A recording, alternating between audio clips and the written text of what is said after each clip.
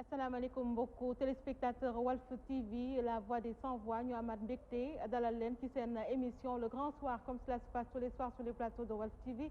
tey ji nag di vendredi ni ñuy amee rek habitude di ko def nag dañ leen di dalal ci plateau boo xamante ni actualité lañ ciy waxtaanee dina ci bokk ba tey wàllu diine ak it attaaya Sa Ndiogou Mbengue lay doon bu ci kanamee ndax fii nga xamante ni actualité bi ñu koy dooree nag Awa Diop Ndiaye di dalal rek Karim Diakhaté Sa Ndiogou di dalal Mame Gor Diazaka naka noonu maa ngi ci plateau bi toujours ak samay natango Cheikh Tidiane Gomis Awa Diop Ndiaye Sa Ndiogou ak gan yi ñi dalal Oustaz Assane tey moom ci gan yi la féete gannaaw si nag bañ leen nuyoo kenn ku ci nekk ci turam ak santam damay njëkk bàyyi ñi nga xamante ni ñoo di gan yi ak sama naataango yi dalal seen gan ñu nuyoo ubbi ak ku ci nekk ak ganam laata ñuy ñëw nag ci une Walf Quotidien bi nga xamante ni nag ëllëg incha allah moom lañ leen di baaxee ñu tàmbale ko ci soxna Awa Diop Ndiaye Diagne Awa nuyu naa la. maa ngi lay fay Rahma di ziar Cheikh Tidiane ak Oustaz Assane El Hadji Sa Ndiogou waaye suñu gan itam di Karim Diakhaté di suñu naataango ak Mame Gor Diazaka tey dama am sama jëkkër ci biir plateau bi di ko nuyu itam di nuyu ñu ñuy seetaan ñëpp rawatina ñu safoo leeru jamono Walfadjri rawatina émission bi di Grand Soir ci kanam tuuti ñu fas yéene ñëw développer actualité gis nañu la situation au Parti démocratique sénégalais le dialogue fan la nar a mujj ak insécurité bi nga xamante ne am na ci biir réew mi lépp ñu nar ko waxtaane ak Karim Diakhaté mi nga xamante ne xam-xamam màcc na jëm ci li nga xamante ne moom moo aaju ci wàllu politique ak nekkinu askan wi yëpp ñu fas yéene ci waxtaan ak moom ci kanam tuuti lay doon. mi ngoog ñu nuyu ko moom Karim Diakhaté également Karim nuyu nañ la. maa ngi lay nuyu Ramatoulaye di nuyu Cheikh Tidiane Gomis di nuyu vraiment ñi ma bokkal plateau bi Sa Ndiogou Mbengue Oustaz Assane Diouf Mame Gor Diazaka qui est vraiment un grand musicien de talent ak sama naataango Awa Diop Ndiaye. Oustaz Assane yow it ñu nuyu la dalal la bu baax. soxna Ramatoulaye maa ngi lay fay jaare ci yow nuyu plateau bi yëpp comme li ñëpp wax. dama koy tàmbalee ci Gomis balaa ma koy fàtte ndax dafa sori. ma teg ci Awa Diop Ndiaye ak Karim Diakhaté ak Mame Gor Diazaka ak Sa Ndiogou yow itam ma fay la nuyoo. jaare ci yow nag nuyu ñuy dégloo ci biir réew mi ak ci bitim réew. mi ngi noonu mu mel ni Sa Ndiogou ni ma ko waxee Mame Gor Diazaka la dalal ñu nuyu ko moom tamit Mame Gor ndax. waaw maa leen di fay di nuyu waa Sénégal yëpp di baalu ñëpp ak ci koor gi et puis di nuyu tamit ñi nga xam ne ñoom laa bakkal plateau bi ku mel ni Cheikh Tidiane Gomis yow et Diakhaté Awa Diop sama frère Sa Ndiogou ak Oustaz fii moom yaakaar naa sama kër la quoi moom fii moom xaw naa fi gëj mais sama kër la. mi ngi noonu yaa ngi sa biir kër saa nuyu gàngoog. waaw Rama maa ngi nuyu ñëpp di ziar ñëpp di am mbégte ak kontaante di nuyu bu baax monsieur Diakhaté ñu ngi koy nuyu bu baax a baax waaye aussi di nuyu Awa Gomis comme dab maa ngi koy nuyu xam nga dinaa ko kii léegi ci kanam di nuyu aussi Oustaz di wax ne nag Rama. waaw Oustaz sama invité la. ah moom laa ko présenté non dama bëgg rek muy leer parce que Awa yow dafa bëgg Rama dafa mel ni. da nga fàtte ni Oustaz maa koy invité Oustaz mii sama invité la dama bëgg muy leer waaye Oustaz moom day toog rek mel ni nekkul sama invité Oustaz maa ko invité xam nga beneen yoon lu ñuy def dañuy wut sax fauteuil tegee ko nii sa wet sa ñaari parce que Oustaz il faut mu may parce que dafa mel ni loolu kiiwul mais aussi tamit di nuyu mon frère Mame Gor Diazaka vraiment li mu wax dëgg la parce que kër gi këram la yàgg na fi teew yàgg na fi ñëw donte nag gëj na fi waaye lu mu fi gëjeeg yooyu yëpp dinañ ci waxtaan mais en tout cas ñu ngi kontaan ci teewam ci li nga xamante ne bi moom la ñuy wax plateau bi en tout cas di la delloowaat li nga xam ne moom la ñuy wax lenge yi ba ñu yegg ci li nga xam ne mooy waxtaan bi jërëjëf damay nuyu nag sama càmmiñ mi féete fii nga xamante moo may vendredi maag moo may bokk plateau Cheikh Ahmed Tidiane Gomis yaa naa waaw maa ngi lay nuyu Ramatoulaye Sarr di nuyu tamit ñi nga xam ne ñoom ñoo toog ci plateau bu yanj bi gis nga rek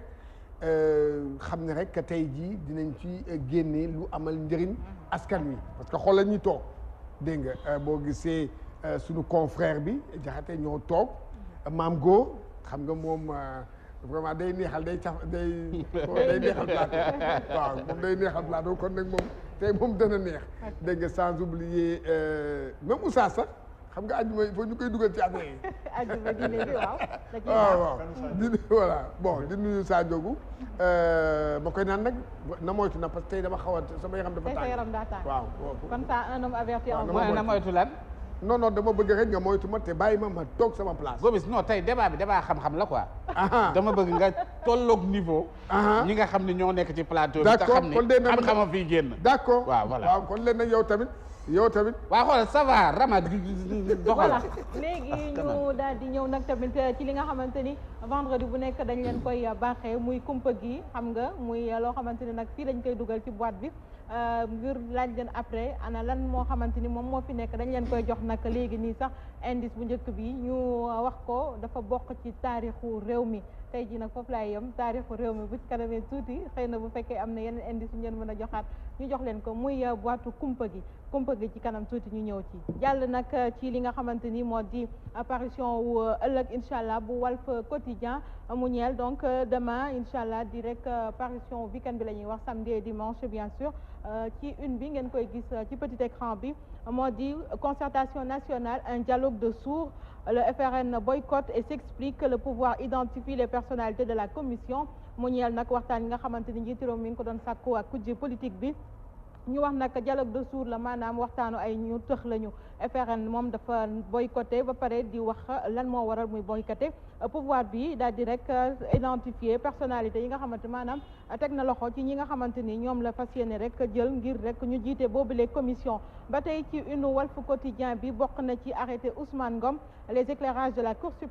suprême nag di ci gën a yéey ak yàbbi ngir gën a xamale arrêté boobule SNHLM ci waxtu googu les travailleurs réclament la tête de Falche mi ngoog liggéeykatu SNHLM ñoom daal ñoo sàkku ki nga xamante ni moo di Abdoulaye Falche moom la ñuy sàkku ngir rek mu abale mi ngi noonu ba tey bokk na ci valorisation et exploitation des ressources naturelles Atepa architecte d'un dialogue économique ëllëg incha allah moom mën ngeen a gis bi les quotidien ci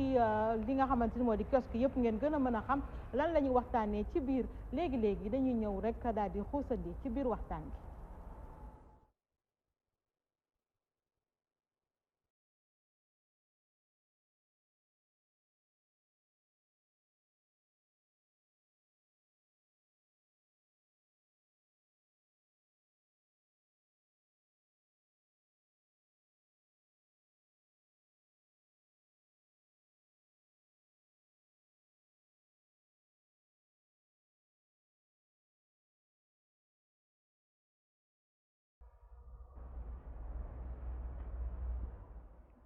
mi ngi noonu ni ko Awa Diop Ndiaye junjee léegi waxtaan bi nag actualité bi lañ koy dooree addu ci li nga xamante ni wax na ko muy parti démocratique sénégalais bokk na ci tamit ci ñàkk kaaraange gi nga xamante ni nemmeeku nañ ko mu lëmbee réew mi naka noonu waxtaan gi yaakaar naa ne sax dialogue bi nga xamante ni tamit moom la Walf Quotidien fas yéene rek waxtaan ëllëg def ci parution Awa dañ lay bàyyi rek yàgg sa invité ñu ubbi waxtaan gi comme ça après keneen ku ci am laaj rek ñu laaj def noonu ainsi de suite Awa kàddu gàngo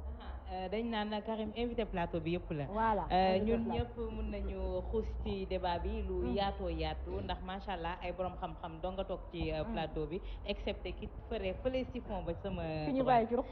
voilà ñu dañ koy tàmbale sax xama avant ñuy ñëw ci parti démocratique sénégalais mooy une Walf Quotidien bu ëllëg samedi bi incha allah mu aju ci dialogue de sourds mu mel ni fi mu nekk nii pëccoxoo ak réeroo la ñu nemmeeku Karim ci waxtaan googu nga xam te ne nguur gi mi ngi ko sookee au début ñëpp ñu ngi doon wax dialogue lan la dialogue national la wala dialogue politique la ñu dem ba ci biir mu gën a fës ne dialogue politique la ndax bu fekkee ne am na parti yoo xamante ne gisuñu seen bopp ci dialogue boobu naam am na ay compromis yoo xamante ne tegoon nañ ko mais mujjuta antu ba ñii gedd nañu beddeeku nañu est-ce que dialogue boobu dina am benn issue dëgg la Awa Diop Ndiaye maa ngi dellu encore di leen di nuyu téléspectateur Walfadjri yëpp effectivement ni une Walfadjri wu suba bi titré dialogue de sourds dafa mel ni ci loolu la ñuy dem et ce serait quand même dommage ndax foogoon nañ ne fan yi ak li ñu ci wax yëpp ak li ñu gisoon ñi acteurs politiques yi di ciy discuter foogoon nañ ne dinañ dem ci loo xam ne ëllëg dina jural réew mi lu bëre daal ci liñ doon sentu waaye malheureusement gis nañ te ñaari fan yi wax yu waroo mu mel ne daal dafa am yenn acteurs yu wóolutul ci li ñu nar a dem te dialogue bi nag mënul ñàkk foog dialogue am d'ailleurs sax président Macky Sall institué na le 28 mai daf ko journée nationale du dialogue ñu defoon ko 2016 mais biñ ko defee dafa mel ne dañu doon régler benn problème parce que dañ ko defoon à l'époque ñu jëlee ci quelques jours rek ci la ñu libéré Karim Wade ak ci conditions yi ñu ko libéré woon ñu bëri jàppoon sax ne dañ ko defoon uniquement rek pour créer benn genre apaisement ba daal far après liñ ci doon séntu gisuñu ko ci waaye nag bi ñu jógee ci élection yi am ak liñ ci wax yëpp ak coow li ci amoon ak véritablement acteurs yi ñu taxawoon daal ku ci nekk te fi nga jàpp ne daal du ma dem ci waxtaan ak pouvoir bi parce que pouvoir bi dafa tegoon ay actes yoo xam ne dafa mel ne dafa salfaañoon lu ñu fi jàppoon mooy consensus bi amoon 92 ñu si doon wëree ci ay élections ñu ñëw nag ba 2012 mu am ba 2019 bi passé mu am yu bëri ci changé ay parrainage am fi ak yeneen yi am ak candidat yoo xam ne empêché nañ leen ñu bokk mu demoon ba daal opposition bi nekkoon ci position wu ne ñoom daal du ñu d'accord di waxtaan lépp lu leen di nguur gi di woo waaye nag ci fan yi wax dëgg yàlla demoon nañ ba yaakaar ne waxtaan dina am malheureusement nag gis nañ ne am na ñoo xam ne ñu ngi ciy commencé génnee te pourtant sax booy xool pouvoir bi am na acte yu mu posé yoo xam ne amoon na yaakaar yu mu doon indi ci nit ñi parce que quelque part amoon na période boo xam ne dañ doon contester même le fait que Aly Ngouille Ndiaye bi nekk ministre intérieur bi di diriger ba président Macky Sall nangu ne léegi benn personnalité neutre mën na diriger ba sax nit ñaa ngi naan diw la ak diw ba ñenn sax jotoon ci wax ay tur ñu demaat ba ci biir président Macky Sall encore jël engagement ne bu waxtaan bi amee lépp luñ ciy tënk moom dina ko nangu doxal donc loolu amoon na lu mu indi woon ci askan bi ba nit ñi yaakaaroon ne mun nañ da war a dem ci waxtaan waaye nag aussi il faut que ñu comprendre ne kujje gi aussi am nañu fu ñu teg seen tànk mooy que ne ñoom bëgguñu dugg ci waxtaan boo xam ne ëllëg dañuy dem ba li fi daan am maanaam ñu dem ba ñuy dugg ci waxtaan sumb ko foog ne dañuy dem ci benn mbir leneen feeñ ci xëy na ñoom loolu lañ ciy ragal. mais ñoom gage de sincérité yi ñu doon laajte yëpp yaakaar naa ne nguur gi am na yu bëri yoo xamante ne lâché na sur du lest am na benn compromis boo xamante ne dox na seen digg mooy commission bu ñu bëggoon ñu sampal leen ko nguur gi prêt mais ñoom ndax dinañ ko jëfee moom mooy seen problème tey jii sànq maa ngi la dégg nga ne le dialogue est inéluctable ndax dañu toll ci point boo xamante ne il faut coûte que coûte que dialogue am. waaw dialogue moom mënul ñàkk xam nga réew même bu dee sax jàmm rek fa am dara amu fa coow amul waxtaan dafa war di am Sénégal booy seet depuis les années 90 ci consensus rek lay doxee xaw ma ndax yaa ngi fàttaliku président Ablaye Wade bi mu demee ba moom ak Abdou Diouf seen kii demoon ba tàng chaque fois bu ko Abdou Diouf woowee dina dem wuyu ji ko nga dégg ñu naan ay table ronde ba ay gouvernement de majorité élargie ba ñu sax bokk ay gouvernement bu nekk réew boo gis fokk waxtaan am waxtaan moo mënul ñàkk même booy seet sax ci dëkk yi nga xam ne dañuy nekk ci ay conflit dañuy nekk ci guerre yàgg ci waxtaan lay mujje ñun nag yàlla dafa def suturaal ñu Sénégal ci jàmm la ñu wéyee waaye nag léeg-léeg mu am ay coow yu am ci diggante nguur gi ak kujje gi loolu nag waxtaan rek moo ko mën a régler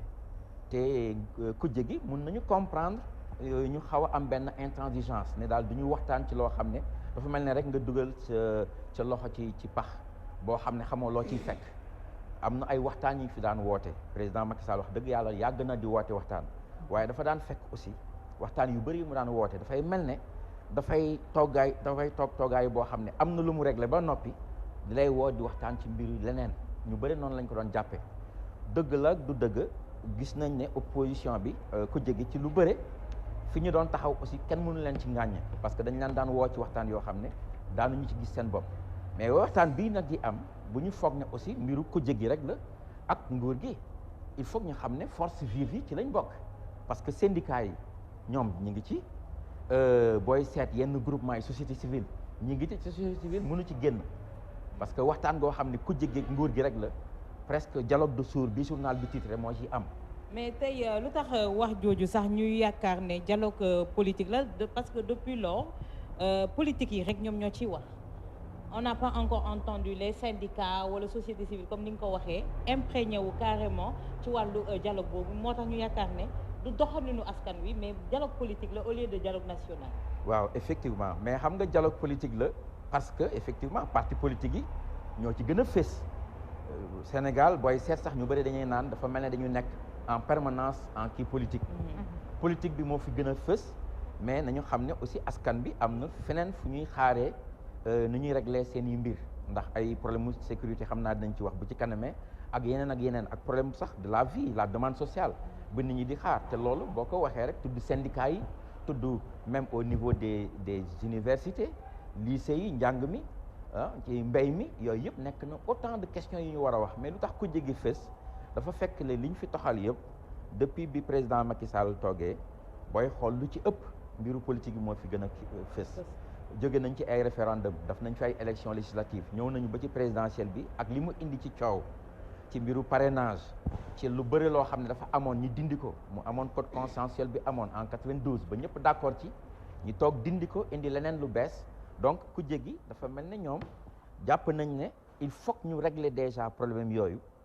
ba loolu féete boor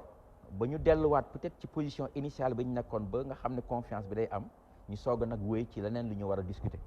mais tey est-ce que tey aussi ñoom jëluñu ñu en otage jëluñu askan wi en otage parce que depuis lors bu ñu jógee ci élection yi ba tey ay da ngay wax dialogue politique fii c'est toujours la politique daal. fi mu nekk nit en plus amul benn consensus c'est toujours un éternel recommencement on a l'impression ba pare askan wi nag ñu toog di subir rek ñoom tamit te am nañu yeneen yoo xamante ni moom moo gën a am importance moom moo gën a yàkkamti. absolument wax nañ ko xam naa dinañ ci ñëw comme wàllu ñàkk kaaraange geeg yooyu. absolument Rama li nga wax xel mun na ko nangu. booy seet dafa mel ne effectivement dañu téye en otage population yi. parce que wax dëgg yàlla politique rek neewu fi. politique rek taxawul réew. franchement réew mi am nañu yeneen urgence. am na yu bëri yoo xam ne mi ngi sañu kanam. élection yi booy xool moment boo xam ne nekkoon na fii ku jéggee politique yi. coow bi kenn xamul fooy teg sa tànk. mbiru politique la ñuy wax guddeeg bëccëg. foogoon nañu wax dëgg yàlla comme président bi yàlla daf na toogaat na dinañ dem ci liggéey nag réellement te loolu nag pour mu am il faut confiance bi am te confiance nag pour mu am waxtaan am dialogue moom àla kulli alin foog mu am ak nu mu munti amee mais foog mu am waaw mais Karim dëgg la comme ni ko Rama waxee waxtaan baax na juboo ñu comme ak kii waaye nag dëgg-dëgg man boog sama xalaat lenn la Karim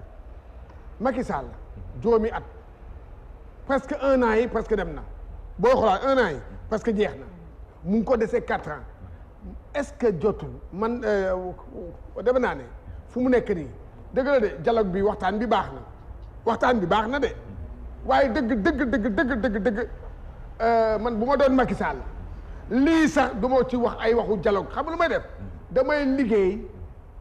li mu naan que fii la bëgg a yóbbu Sénégal parce que ñeenti at moo ko desee de loolu lañ xam nga ñun dañoo faluñu Macky Sall nit yi boog faluñu Macky Sall pour mu nekk fii di def ay dialogue boo xam ne du mu sa taxaw yaa ngi gis opposition bi kenn xamul ñoom seen biir ñoom dañoo jaxasoo ñoom juboowuñu opposition wu Sénégal seen biir juboowuñu nga bëgg leen nag ñu ñaan andi ut nañu personnalité neutre du ut nañ ko ba léegi leen ñoom mënuñu ñoo toog waxtaan comme ça ñun ñu xam ñun fan lañ jëm waaye xanaa dafa defe ne waaye dama net laaj yow Karim yow laay laaj. laaj bi dëggagul ba tey de. yow de laay laaj dialogue bi day tax ne ñu kii. non. mi ngi lay bërëxal ci suuf bi. maam Góor. après di nga ñëw ci moom. c'est du sérieux maam Góor yaa ngi ëpp hostilité yi. maam Góor excès bu waaye mi ngi lay bërëxal ci suuf. non ça bàyyi ma ak maam Góor. non maam Góor. non oui ma làmmiñ du lekk morom ma te ñorul. waaw saa Ndiogou daf ñuy xam na ni yow nous sommes des Rufisquois bu bëgg ñu jaxase. oui ma déglu ma la li ngay wax yow. waaw li ngay wax c'est la pure vérité. gis nga Macky Sall. waaw Sénégalais yi moom la ñu woteel moom moo gagné. waaw ok. waaw moom moo gagné mooy président. waaw waa léegi kaa la ñu waxtaan nga bañ da leen bàyyi foofu mu dox yoonam. loolu laa bëgg xam nga lan la. opposants yi ñoo yàq dëgg bi. ñoom seen bopp jubóowuñu. voilà ñoom seen bopp jubóowuñu ñoom ñuy opposé jubóowuñu. dafay wax benn affaire. moo tax du mës a taxaw. ma ne yow mooy question bi ma la laaj. est-ce que waxtaan bii dana tax suñu koom-koom bi yokku ndax ñun dinañu lekk ba suur ndax dinañu am sécurité. d'accord. li ci tontu mooy booy seet sax xam nga dañ ne dialogue mais lii Walf bi titré ne concertation mais loolu àla kulli alin foog mu am xam nga lu tax pour que le président Macky Sall mun a liggéey de manière sereine li des ci effectivement mandat bi muy sumb nii il faut que mu am apaisement il faut que mu am une paix sociale te paix sociale boobu amul ah non attention amul du parti politique yi rek dama bëgg nga xam ne il y a les partis politiques mais il y a aussi les syndicats il y a la société civile am na ñoo xam ne fu ñu toll nii bu ñu tempéréwul kii ba ñëpp ànd vraiment dëkk bi dal dina metti lool mu war a taxawal li mu war a taxawal surtout que au plan politique am na ay accords yu ñu war a def peut-être ci ay élections la ñu nar a dem est-ce que élections yi dina am à temps échu est-ce que bu ñu demee ba war a def élections yooyu dina ca loolu nag foog mu waxtaan ak yeneen acteurs yi pour seet ndax dafay laaj ñu pousse ko pour nit ñi mën a liggéey effectivement wala ñu def ko ba pare romb ko nag di jublu ci liggéey. mais monsieur Diakhaté waaw est-ce que journalistes yi tamit amuñu ci part de responsabilité ci li nga xamante ni bii moo xew nii tamit ci dëkk bi parce que journalistes yi tamit pareen saay da ngay gis loo xamante ni peut-être moo gën a ñor askan wi. mais ñoom it dafa mel dañoo bëgg politique de trop. waaw mais xam nga nag c'est la politique qui fait le buzz. politique bi pratiquement mooy carburant wu suñu société. kon journalistes yi buzz lañ war a topp. ah non je dis waxuma loolu dama ne ñoom. journaliste lu ko intéressé mooy actualité bi lay jox nit ñi peuple mais dañu gis ne nit ñi lu ëpp ci seen ay mbébét bés bu nekk mooy politicien bi lu muy doxal président bi lu muy def te nag président bi aussi pour que mu nekk à l'aise man foog naa ne le président Macky Sall bëgg na liggéey mais nag pour que mu mun a liggéey il faut que mu am yenn préalable yu mu régler d'accord mu régler d'une manière définitive contentieux parce que am na contentieux quand même avec opposition bi te contentieux bi ñun ñëpp fii lañ newoon bi élection yi di am ak li ko weesu amoon na ay coow ci parrainage ak leneen loolu nag il faut que ñu évacuer ko mais jafe-jafe boobu ci opposition bi la wala ci ah non ci ñaari parti yëpp la nag mais kan moo ci yor part de responsabilité bi gën a rëy waaw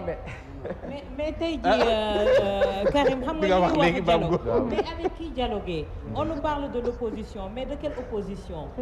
muy benn problème parce que Macky Sall quoi qu'on puisse dire le président il a réussi une chose réduire l'opposition à sa plus simple expression et loolu moom moo indi problème yi yëpp opposition bi du dund ñoom si seen biir xamatuñu ban groupuscule moo war a ànd pour dem à la table du dialogue ak kan moo war a dem ak keneen ak kan moo nangu kii jiitu la wala déet de ce fait mu nekk benn blocus boo xamante ne taxaw na mais comme on dit est-ce que jotul que ñu def table rase ci point yooyu yëpp et qu'on aille de l'avant même s'ils veulent pas aller à la table des négociations ñoom infime partie la ñu ci table dialogue boobu comme on l'a dit il y a la société civile il y a les syndicats entre autres te ñooñu ñoom ñoo yore la bonne marche de ce pays là absolument li nga wax dëgg la d'ailleurs sax damay xaw a modérer un peu li Mame Gor wax tout à l'heure que ni opposition bi en fait ñooy yàq dëkk beeg yooyu je ne suis pas tout à fait d'accord lu tax de manière générale opposition dafa baax ci réew opposition aiguillon la maanaam dafa nekk loo xam ne dafa war a nekk toujours ci ginnaaw pouvoir pour di koy pousse pour pouvoir bi di mën a liggéey opposition bu amuloon sax dañ koy créer waaye li Awa Diop Ndiaye wax léegi lu jara bàyyi xel la suñu opposition bi effectivement dañu am problème de leadership xëccoo bi ñu ciy wax am na parce que ku ci nekk foog ne moom moo war a jiital xam nga dañu jóge ci ay élection ñi nekkoon candidat jàpp ne comme nit ñi ñoom la ñuy gis ñoom léegi ñoom ñooy diriger alors que booy xool bu ñu doon ne Sénégal kan mooy chef de l'opposition xam nga nit ñaa ngi naan ay ki arrivé deuxième la ci kii ak yooyu ne chef de l'opposition bon généralement constitution bi wala loi yi réglé nañ ko c'est ki nga xam ne moo ëpp nit au niveau de l'Assemblée généralement c'est le chef du groupe parlementaire bu gën a am doole logiquement moo war a nekk chef de l'opposition mais problème boobu il faut que ñu évacuer ko aussi il faut que effectivement opposition bi xam ci li ñuy doxee parce que am nga dam wuyu ji waxtaan dafa nekk une nécessité concertation yi président bi woote dégg naa ñenn naan dañuy dem ak duñ dem li ñuy naan politique de la chaise vide baaxul fenn nit ki ak lu mun ci am damal discuter ak lu munti am di nga am loo ci récupérer après nag continuer waat ce combat mais toog rek ne du ma dem de manière unilatérale kooku du yoon te booy seet Afrique lu bëri ci sañuy opposition yi loolu moo leen di tardeel di xëccoo ne maay jiite gisoon nañ ko en Guinée da nga daan gis par exemple à l'époque quand Alpha Condé était dans l'opposition nit ñi dañ ko doon même nier le fait que moom mooy le chef de l'opposition de tout temps fii xam nañ ne c'est maître Abdoulaye Wade qui l'incarne xëy na son parti bokkul woon ci élection yi waaye mënuñu def discussion wala concertation yoo xam ne PDS son parti bokku ci. voilà foofu laay wax. mais justement Karim non. di bëgg a wax boobu bëgg nga Mame Gor mi waaw Mame Gor lan nga ci bëgg a wax. par rapport ak Karim damay. dëgg la waaw xam nga yaa ngi naan que PDS. ci assemblée. dégg nga ñoom ñooy ki mais dafa am loo xam ne Afrique. loo xam ne souvent maanaam waxtaan. concertation noo ko mën a tuddee. am na souvent loo xam ne moo koy bloqué. man mënumaa ne Mame Gor ñoo ñu waxtaan. Sa Ndiogou ñoo leen ñu waxtaan. fekkoo Mame Gor dégg nga mu nga ca kaso ba kii mu nga ca kaso ba. yaa nga ca kaso ba. dégg nga bul ma ko waxati dama ko joxoon boo d'accord ou bien ay nitam ay seen nit ñu nga ca kaso ba. waaw loolu dafa neexul xam nga loolu neexul tamit. benn affaire xam nga tey jii man tey man suma dama li may expliquer mooy waxuma ni opposition moo yàq dëkk bi xam nga ñun ay xale lañ mais dégg nañ ni 1974. Senghor bi mu fi nekkee moom moo dem gis Abdoulaye ni ko créer parti pour opposer parce que opposition il faut mu am si dëkk mais man opposant yi ma gis fii. waaw xam nga tey jii dañu waxante dëgg boo xoolee dans les pays développés ay ñaari parti ñu am ñetti parti gars yi dem mais fii da ngay gis ku jóg à part avant parrainage di am ku jóg da ngay gis benn da ngay gis benn gaayan boo xam ni mënuñ bi mu yor da ko toje sax. mu ñëw taxaw ni man dama bëgg a nekk président Sénégal yow ñaata nit nga gis yoo xam ne yow xam ne ñii matuñu chef de quartier ñu ñëw taxaw ni Sénégal lañ bëgg a jiite bu tey jii. comme kan matu chef de quartier du ma tudd turu nit man du ma toog si. wala c'est que Mame Gor am na foo dëngalee histoire non histoire damay lay jubbanti tuuti. non Sadio bul ma dagg. da nga wax 1974. bul ma dagg c'est que man dama ni si li ma dégg mais dama la bëgg a jubbanti tuuti balaa ngay jaxase histoire lay jaxase. loolu moo am. man dama gëm ni. mais demeewul noonu laa la bëgg a wax Abdoulaye dafa créé woon parti de contribution am déet. waaw d'accord mais man waxuma. bàyyi ko mu développé dafa jaxaseeg histoire. dama historien la. yow histoire boobu xam nga ko. xam nga yow historien ngay wax man waxuma loolu man li ma bëgg mooy dëkk dafay am pouvoir am opposition. waaw opposition bi nekk fii dañu war a responsable. xam nga la mooy responsable ñoom ñu toog waxtaan seen biir am consensus ñun diw la ñuy jiital mooy sunu kàddu. mais ñoom si seen bopp wóolu woon te wuñu tey jii opposition bi tey jii boo koy tudd mooy ñi nga xam ne tey ñoo dem élection ak ñi nga xam ni ñoo am groupe parlementaire assemblée nationale ñooñu lañ mën a tuddee opposant est-ce que comprendre la donc ñoom nañu jéem a waxtaan juboo seen biir tey Macky Sall tey jii bi ñu nekkee ci élection yi di ko wut gars yëpp dañ doon wax naan sa waa ji day daanu mu ñëw gañe leen waa gañe na leen ba pare jiite taxaw ni leen waa léegi kaa leen ñu waxtaan mais ñoom nañ trouver consensus ñoom nee nañ ko bëgguñu Aly Ngouille Ndiaye jiite suñu waxtaan moom mu d'accord ni leen waa d'accord naa léegi Aly Ngouille Ndiaye na pousse ñu tànn kenn mais ci boo xoolee rek tey jii presse bi comme ni ko Sa Ndiogou waxee léegi journalistes yi ñu ngi commencé di créer di wut ay nit naan xaw ma Serigne Diop ak xaw ma kan ak kan ñooñu la ñu war a wut dama gis ñu bind ko dama gis ñu bind ko mais dañu war a wut benn personnalité neutre boo xam ni moom moo war a ñëw jiite ko mais ñoom nañ trouver consensus parce que gis nga dëkk yi am guerre sax ci table la ñuy mujjee toog waxtaan fexe nu ñu gi réew mi mu ngi dox. Macky mu ngi dox de réew mi ngi dox. fekk nag yaa ngi indi ay problème nag. non mi doxee. maa ngi dox. non Mame Gor. yaa ngi nii toog. waaw Mame Gor damaa toog Mame Gor. parfum bu neex ngay xeeñ. sol Mame bu Gor. suur reer ba suur bu weeru dee nga fay ko. Mame Gor Mame Gor déglu non Mame Gor dafa ñëw pour politique. Karim va développer doxal réew mi. Macky c'est un bon président. ma ne bàyyi politique bi. c'est le meilleur président d'Afrique. c'est le meilleur. foo ko teg yow li ngay wax nii. c'est pas le bon président. ci point boobu xam nga comme on dit rek ñu ngi wax ci wàllu opposition bi. opposition bi comme ni ma ko waxee Macky Sall li mu bëggoon moo di réduire l'opposition à sa plus simple expression. qu'on le veuille ou non ku am lecture ci wàllu politique. xam nga ne il a réussi son coup. tey jii c'est ce qui a amené tey gis nañu parti démocratique sénégalais mënoon nañu wax ne moom moo doon chef de l'opposition mais est-ce réellement tey moom moo war a nekk chef de l'opposition gis nañ dislocation bi am ci seen biir un grand parti comme le PDS qui n'est pas allé à la présidentielle à une élection présidentielle mu nekk benn erreur boo xamante ne en politique comment faire pour rattraper cela loolu indi itam découlement bi ñuy gis ci yeneen parti yeeg yeneen parti dislocation yi tey est-ce que tey jii mën nañu toog ba ne on a une opposition est-ce que tey réew mi mën nañu jàpp ne opposition naam mooy suuxat démocratie mais on l'a plus. Ah non c'est que en fait lii dal parti démocratique sénégalais dal sax parti socialiste parce que ñoom ñaar booy seet sax presque dafa mel ne ñoo bokk presque benn évolution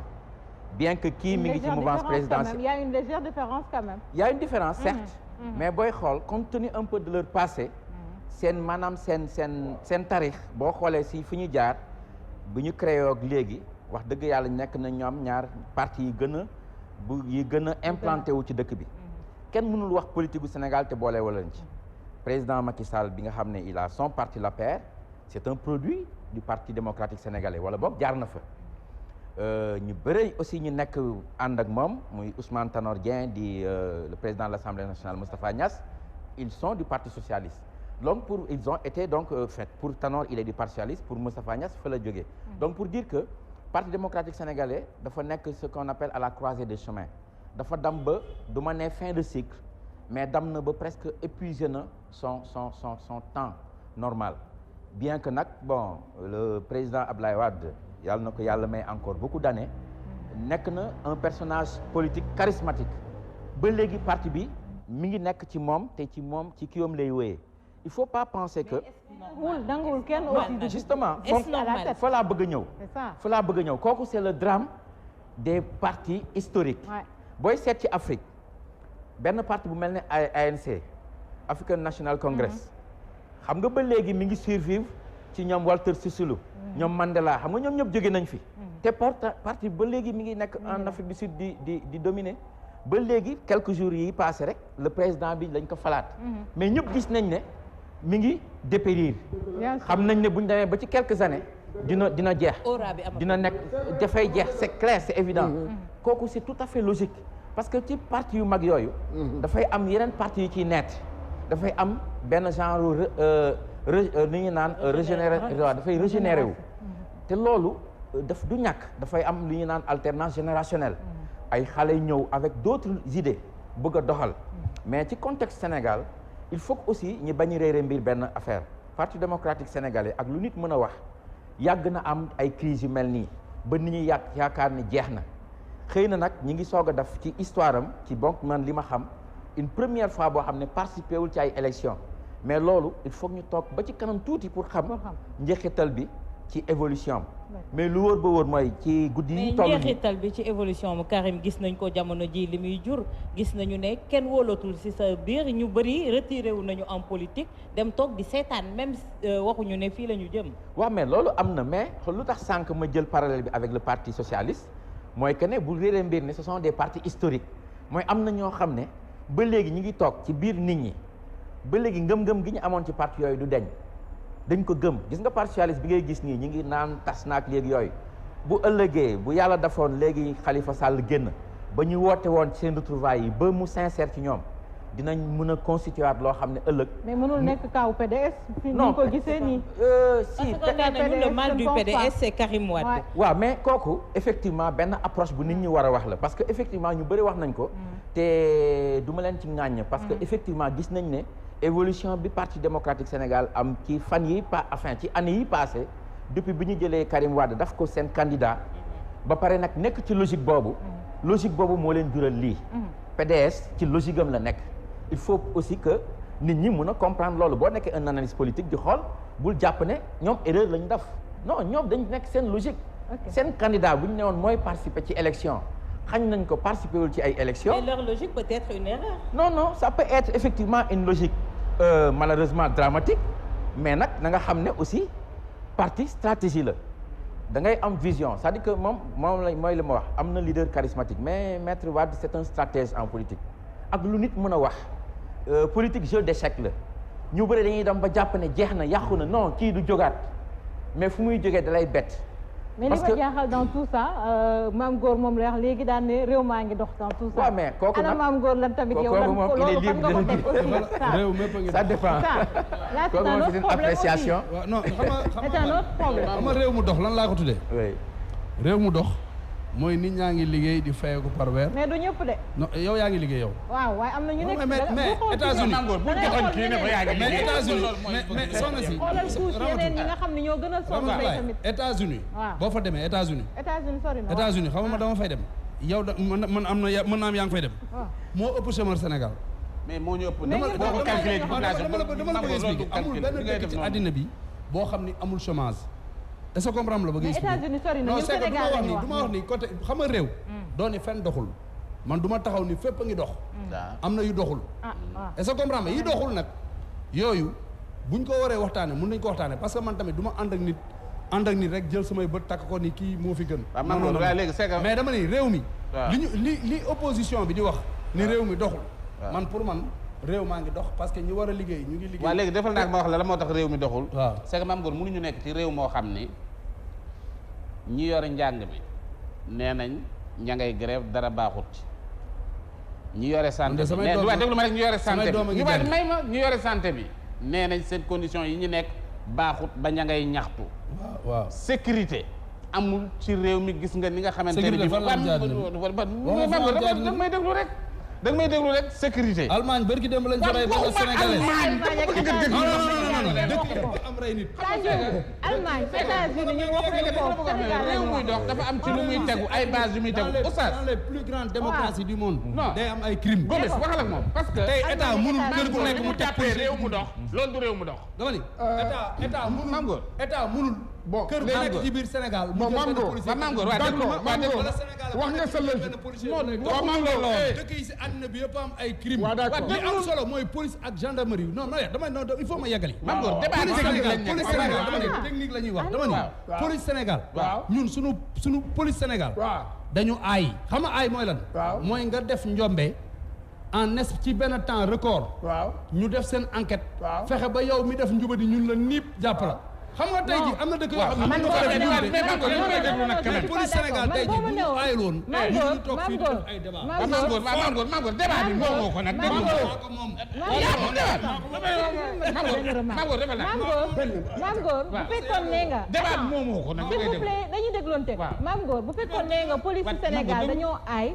ci kaw déglu ma ci kaw avant même ñu xamante ñi ngi perpétrer benn crime. ñoom ñu dem arrivé à temps sécuriser population je serais d'accord mais dañoo ay parce que crime am na ci saa si jëm nañu xam mais non. mais soxna si barki dem mën nga gis benn dëkk ci Europe. dëkk boo xam ne moo ñu gën a développé ñooñu ëpp xaalis ëpp ñu lépp nit dugg ci jàkka yor métraillé fekk ay nit mu rey plus de 50 personnes boobu ana police dëkk ba ak gendarmerie dëkk ba. bon d'accord dëkk boo gis si àddina bi dafay am ay crime yooyu toog fii si télé rek climatiseur du seeg di la ëpp dëkk bi amul sécurité dëkk bi am na sécurité nañu waxante dëgg bon Mame Ngor mënul ñëw kër gu ne mu teg policier ci buntu kër gi. Mame Ngor mooy tey ji Mame Ngor oustaz mi moo la gën a xam li ma lay wax c'est la vérité. est-ce que mënuñ ko poser ci beneen façon. non attends. est-ce que pour waaw est-ce que bu mënuñ ko poser ci beneen façon pour ngeen déggoo ci diggante boobu. jafe-jafe yi nga xam ne Sa Ndiogou wax na ko ci wàllu agriculture wàllu enseignement. wàllu santé. nan la ñuy def ba ñu génn ci. est-ce que loolu nekkoon ne mooy débat bi maanaam bu fekkente ne da nga ne dama ñàkk. waaye am naa fukki dërëm ak juróom. mais nan laay def ba ma am téeméer. léegi yaakaar naa loolu la ñu war a xool. exactement jafe-jafe yi nga xam ne jàngalekat yaa. jëmoo foofu oustaz fa dem. nee nañu am nañu jafe-jafe ba mënuñu sax. Gomis programme bi nga xam ne ñu ko war a def. waa santé itam nee nañu. am nañu jafe-jafe. ba dañu ne sa santé dafa feebar. léegi loolu nan la ñuy def ba ñu génn. très bien Mame Ngor loolu mooy débat bi. waaw d'accord waaw léegi dama ni. waaw xam nga man tey jii dama lay wax. xam nga tey kii su ko neexee mu am esprit défensif. mais man damay wax man dama lay. man maa la wax damaa nekk ci défensif wala la. non dama lay expliquer man dama ni. man su ma du ma ànd ak nit nekk un aveugle. tey jii dëkk boo gis ci àddina dëkk yëpp ci àddina bi ñoo am ay problème mais ay problème dañuy xool comme ni Oustaz waxee nu ñu régler problème yi. améliorer lii. def yi nga xam ni moo nekk ay priorité ñu def ko est-ce que comprendre la man pour man tey jii président Macky Sall bu ñëwee jël dëkk bi en 2012 yor ko pendant 7 ans mu ñëw Sénégalais yi amaat ci moom confiance fal ko mu ñëw créer benn mot bu bees parce que man pour man moo bu bees mooy first track bi. waaye léegi déglu waaw mais xam nga tey fii lu tax débat bi il faut ñu dégloonte. moom dafa ñëw xam nga tey bi Sénégal xam nga la moo ko tardel. xam nga la moo tardel Sénégal. ñi ñuy wax intellectuel ñoo tardel réew mi. yaa les intellectuels là ñi ñuy wax les tey jii boo bëggoon 1 milliard léegi nii. waaw Gomis soo bëggoon léegi 1 milliard. amul benn intellectuel bu lay jox 1 milliard. soo ko bëggoon léegi benn bool bu nekk ndàngal moom mooy ko génn jox la ko. lu tax loolu. parce que loolu mooy ñoom xam nga ñoom dañuy jaar ci suuf di dóor waar. intellectuel yi ñuy def toog di calculer rek. moo tax depuis 1960 ba léegi ñu nekk di calculer. waaw d'accord. waa déglul Gomis waa léegi maam Go xam nga man souvent bu may wax ne que lii doxul dama koy natt ci maanaam ci nit ki damay jox benn exemple da ngay dem ci population bi tey jii Sanjogu wax na ko Oustaz wax na ko moom mooy accès à la santé da ngay xool koo xam ne tey jii Mango pour dem hôpital rek jafe na ci doomu aadama fii Sénégal loolu du dëkk bu dox koo xam ne dama lay waxee demal léegi tout de suite ñu ne nit ku nekk muy hôpital boo gis fii nit ki ci boppam pour mu dem foofu difficulté lay demee. mais yow loolu jenn wax noonu xaar même moo may ma da nga doon kii xoolal dañu la déglu carrément yow tam da nga may déglu léegi xam nga ci foofu la est-ce que tey jii Sénégal yow yaa ngi nii bul gis ne que yow bi Maam Góor yaa ngi ndekki yaa ngi añ yaa ngi reer parce que sànq maa ngi gis yow loolu ngay def allusion yaa ngi naan du yow yaa ngi fayeeku ay nangam mais kii mu ngi fayeeku sur le pourcentage sénégalais nga jël ci ñett ñoo ci añ reer ndekki set yëpp añuñu amuñu añ amuñu ndekki loolu du dëkk bu dox bu ñuy xoolee bu ñu koy nattee ci askan wi lañ koy nattee loolu laay lay wax. mën naa tontu yow foo lañ bëgg. mën naa tontu nattee ko foofu. waaw léegi dama lay benn affaire gis nga fii ku lekkul naanul. waaw ku lekkul naanul da ngay dee. nit ñaa ngi lekk ñoo ngi naan c'est que nit ñi ñoo doyluwul dama la bëgg expliquer xam man lan laa d'accord ci li nga wax. waaw mooy tey. waaw sénégalais yi administration sénégalaise. waaw dafa yéex. mooy tey dañ lay jox ay responsabilités. ci benn structure de santé. nga war a xëy 8 heures liggéey nga ñëw fekk sage-femme yi ñëw ay 11 heures bu ñu ñëwee toog di naan ay café di naan ay meew. maladie tëdd. xam nga non c'est que li ma lay tontu non. mu mel ni jaan bu ñu dóor. ba pare mu ñaw comme laam benn lañ set. léegi nag kenn ku ci nekk nag dina fa jaar ci ñun ñëpp. amul kenn ku fa dul jaar. na nga fay jaaree nag mu ngi dépendre ci na nga doon defee ci àdduna bi rek. mais Oustaz dégg naa am na ñu ne xaw ma sa xaru tabaski ngay war boo ciy jaar. voilà yooyu yëpp. mais am na ñuy jënd xar yu tuuti xaru Gomis bi mu jënd daaw. bu ci yéegee moo xar ma dañuy ànd xala bu cari. day tarxiis te voilà waaw. exactement boo am na saar woo xam ne ci alquran. la araf sax la tudd saaru ci boppam la araf la tudd leeral na situation boobu parce que la araf mooy foo xam ne boo fa nekkee di nga seen waa àjjana di nga seen waa safara wanaada ashaabul arafi ashaabal janna dañu taxaw dafa mel ni genre montagne boo xam ne da nga cay nekk xamuloo dañ lay létti wala dañ lay firi voilà noonu la mel. léttaguñu leen. nekkoo àjjana nekkoo safara. mais buñ la firiwul nag ña fa nekkagum ci jamono mais normalement ñi fay nekk am na ñu ci war a létt am na ñu ci war a firi. waaw. am na ñuy am na ñuy am yaakaaru ñu létt leen. am na ñuy am yaakaar ñu firi leen mais dañ leen di firi nag. ñoom ñëpp ñu ne leen fële parce que sinon bu dul woon loolu. ah kay.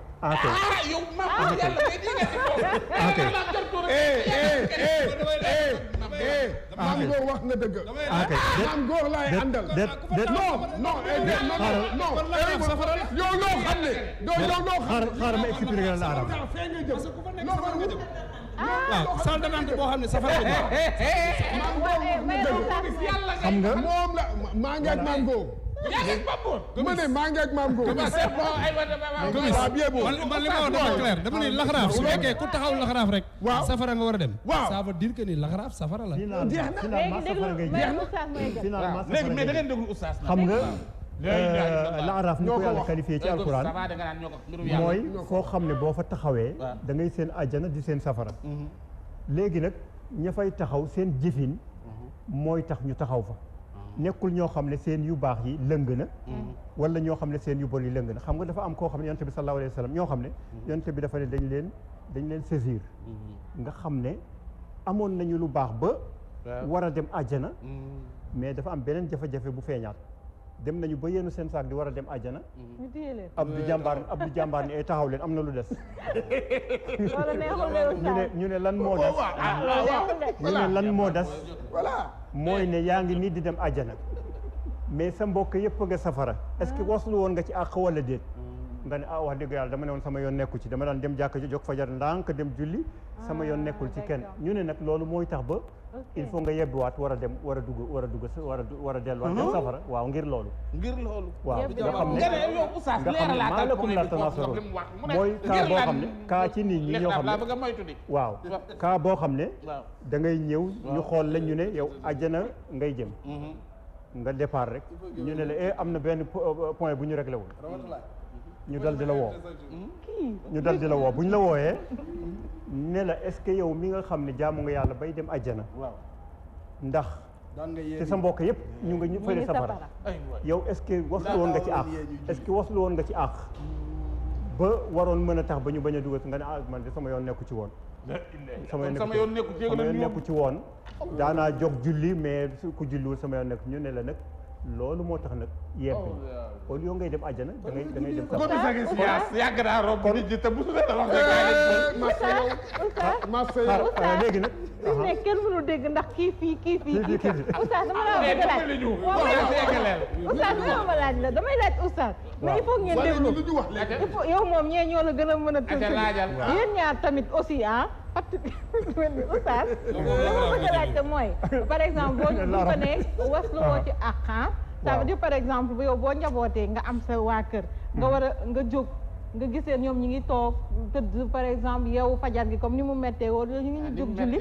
léegi yow rek nga jóg julli soññoo say waa kër kii woo leen ci genre boobu la ñuy wax a déranger quoi comme li ngay def rek loolu comme ni ñuy def raw boppam lay calculer comme ni ngeen di def nii waaw ngeen di def dëgg naa quartier bi dëgg war nañ ma ko de voilà point boobu mu wax noonu mu ne lan sa waa quartier war nañ ma loolu man rek fajar laay jóg di julli voilà point bu wax ñëppay jóg julli yow sax ajuma la maam góor déglul oustaz nag damay poser question non yaa ngi dem juma yoragoo parole laa la oustaz nee na ndax yaa ngi dem juma de laaj na la moom dafa ñëw pour perturber moom non c'est man defoon naa ne que Sandiogou am na auteur boo xam ne mën na maîtriser invité mais vraiment Mame Goor Mame Goor Sandiogou vraiment yow moo koy ruux ci suuf tamit yenn sax parce que dafa am loolu leen bokk yi non déedéet non léegi oustaz bàyyi leen oustaz mu eggale oustaz ñëwal léegi loolu lu am importance la ci wàllu responsabilité waaw maanaam nit ki bu yaakaaree ne rek moom boppam ci boppam la tàmbalee yem ci rek moom nax na boppam yonent bi sallallahu alayhi wa sallam nee na kenn ku ci nekk ci yéen bu xoolee ci kaw boppam dina fa fekk benn responsabilité boobu nag mu ngi dépendre ci possibilité am ki nga xam ne moo nekk ci kër gi nekk borom kër gi responsabilité mu ngi yem foofu ci kër gi ki nga xam ne itam mooy gérer dëkk bi responsabilité am noonu la yaatoo Omar ibnul Xataab daf daan wax ne man mi nga xam ne maay amirul mu'minin jiitu jullit ñi damay tiit parce que li may tiitloo mooy benn nag bu fa xastaloo fële ca Bagdad wala ca Cham fa xastalu rek ci benn xeer yàlla dina ma taxawloo bés penc ne ma est-ce que amul effort boo xam ne boo ko defoon xeer woowu du fa nekk ba nag ko jiit kon doy na nag la wax voilà exactement bu ñu ko xamoon dañ koy daw mais li ñu ko xamul moo tax ñu bëgg ko ku ci nekk daal sa responsabilité mu ngi dépendre ci sa possibilité fa mu yem kon kooku nga xam ne da ngay julli dem julli ji def lu baax waaye nag sa njaboot gi ñu ngi ci leneen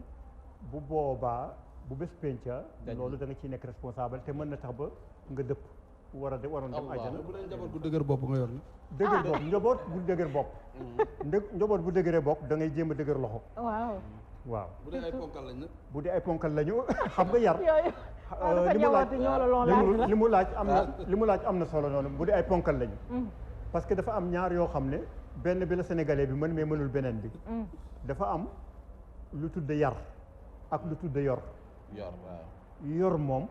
mooy ne kii am na doole wala këli amul doole yor mën nga ko def nit mën nga ko def animal parce que boo ko joxee ngooñ mu lekk nga jox ko mu naan yaa ngi koy yor mais yar bi nag leneen la yar bi mooy li nga xam ne mu ngi ci nit ki te nekkul ne lekk moo koy dundal loolu da nga koy orienté moo tax problème yi ñuy wax ni yëpp ci wàllu insécurité beeg yu mel noonu dama yaakaar ne solution bi am na long terme am na court terme long terme bi court terme bi mooy nañu leeral dëkk bi fii na leer fële na yaatu ak yu mel noonu sécurité police nañu créer ay police yu bari loolu mooy court terme bi ni mën nañu ko def daar mais am na loo xam ne il faut ñu def ko mooy éduquer nit ki ba nga xam ne dootul xalaate ci sax jël paakaam di jam nit wala yu mel noonu loolu nag il faut programme d'éducation bu leer boo xam ne dañ koy taxawal di ko saytu loolu mooy tax ba nga créer benn citoyen boo xam ne dafay xam d'abord dafay xam lu baax ak lu bon mais ñu bari dañuy def lu bon te fekk dañu xàmmeewul sax lu baax lu bon. Gomis dafa am question boo bëgg a poser Oustaz. non man amul question awa yow amul question pour Oustaz. waaw Oustaz ci côté boobu xam nga dañ naan mag la ñuy yar mag mooy réew mais xale mooy xamadi. ci ñaari baat yooyu naka lañ ko mën a dissocier ba nga xamante ne yar googu ñuy wax dinañ ko imposer ndax dañ naan mag mooy réew. xale mooy xamadi. mag mooy réew xale mooy xamadi réew ak xamadi nag. ñaari tur la yoo xam ne benn mbir mi rek lay wane xam nga mag bu reewee wala mu xamadi égal xamadi ak réew daal benn kii bi la moo tax benn waaye mos na wax ne liy solutionné Sénégal problème mu Sénégal li koy solutionné mooy rey mag ñi yar xale yi parce que mag en général mënatuloo ko jubanti yenn façon jubanti yi moom xanaa kay da nga koy proposer moom mooy tànnal boppam xale nag mooy koo xam ne xàmmewul lu baax ak xàmmewul lu bon kooku neex na tànnal walla neex na tànnal ba mu tegu fi mu war a tegu mais mag mi moom mel na ni mu war a mel ba pare moo tax wolof dafay faral di wax ne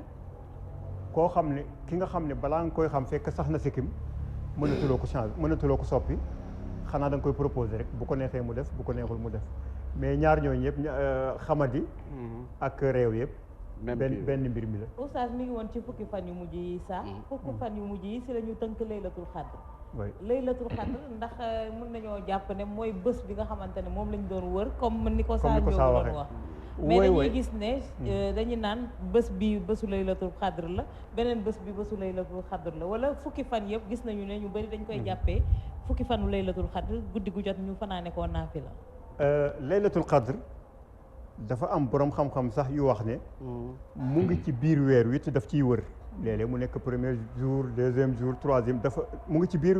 biir weer wi daal waaye day wër mën na nekk premier jour année bi beneen année mu nekk deuxième jour day wër am na ñu wax loolu am na ñu wax ne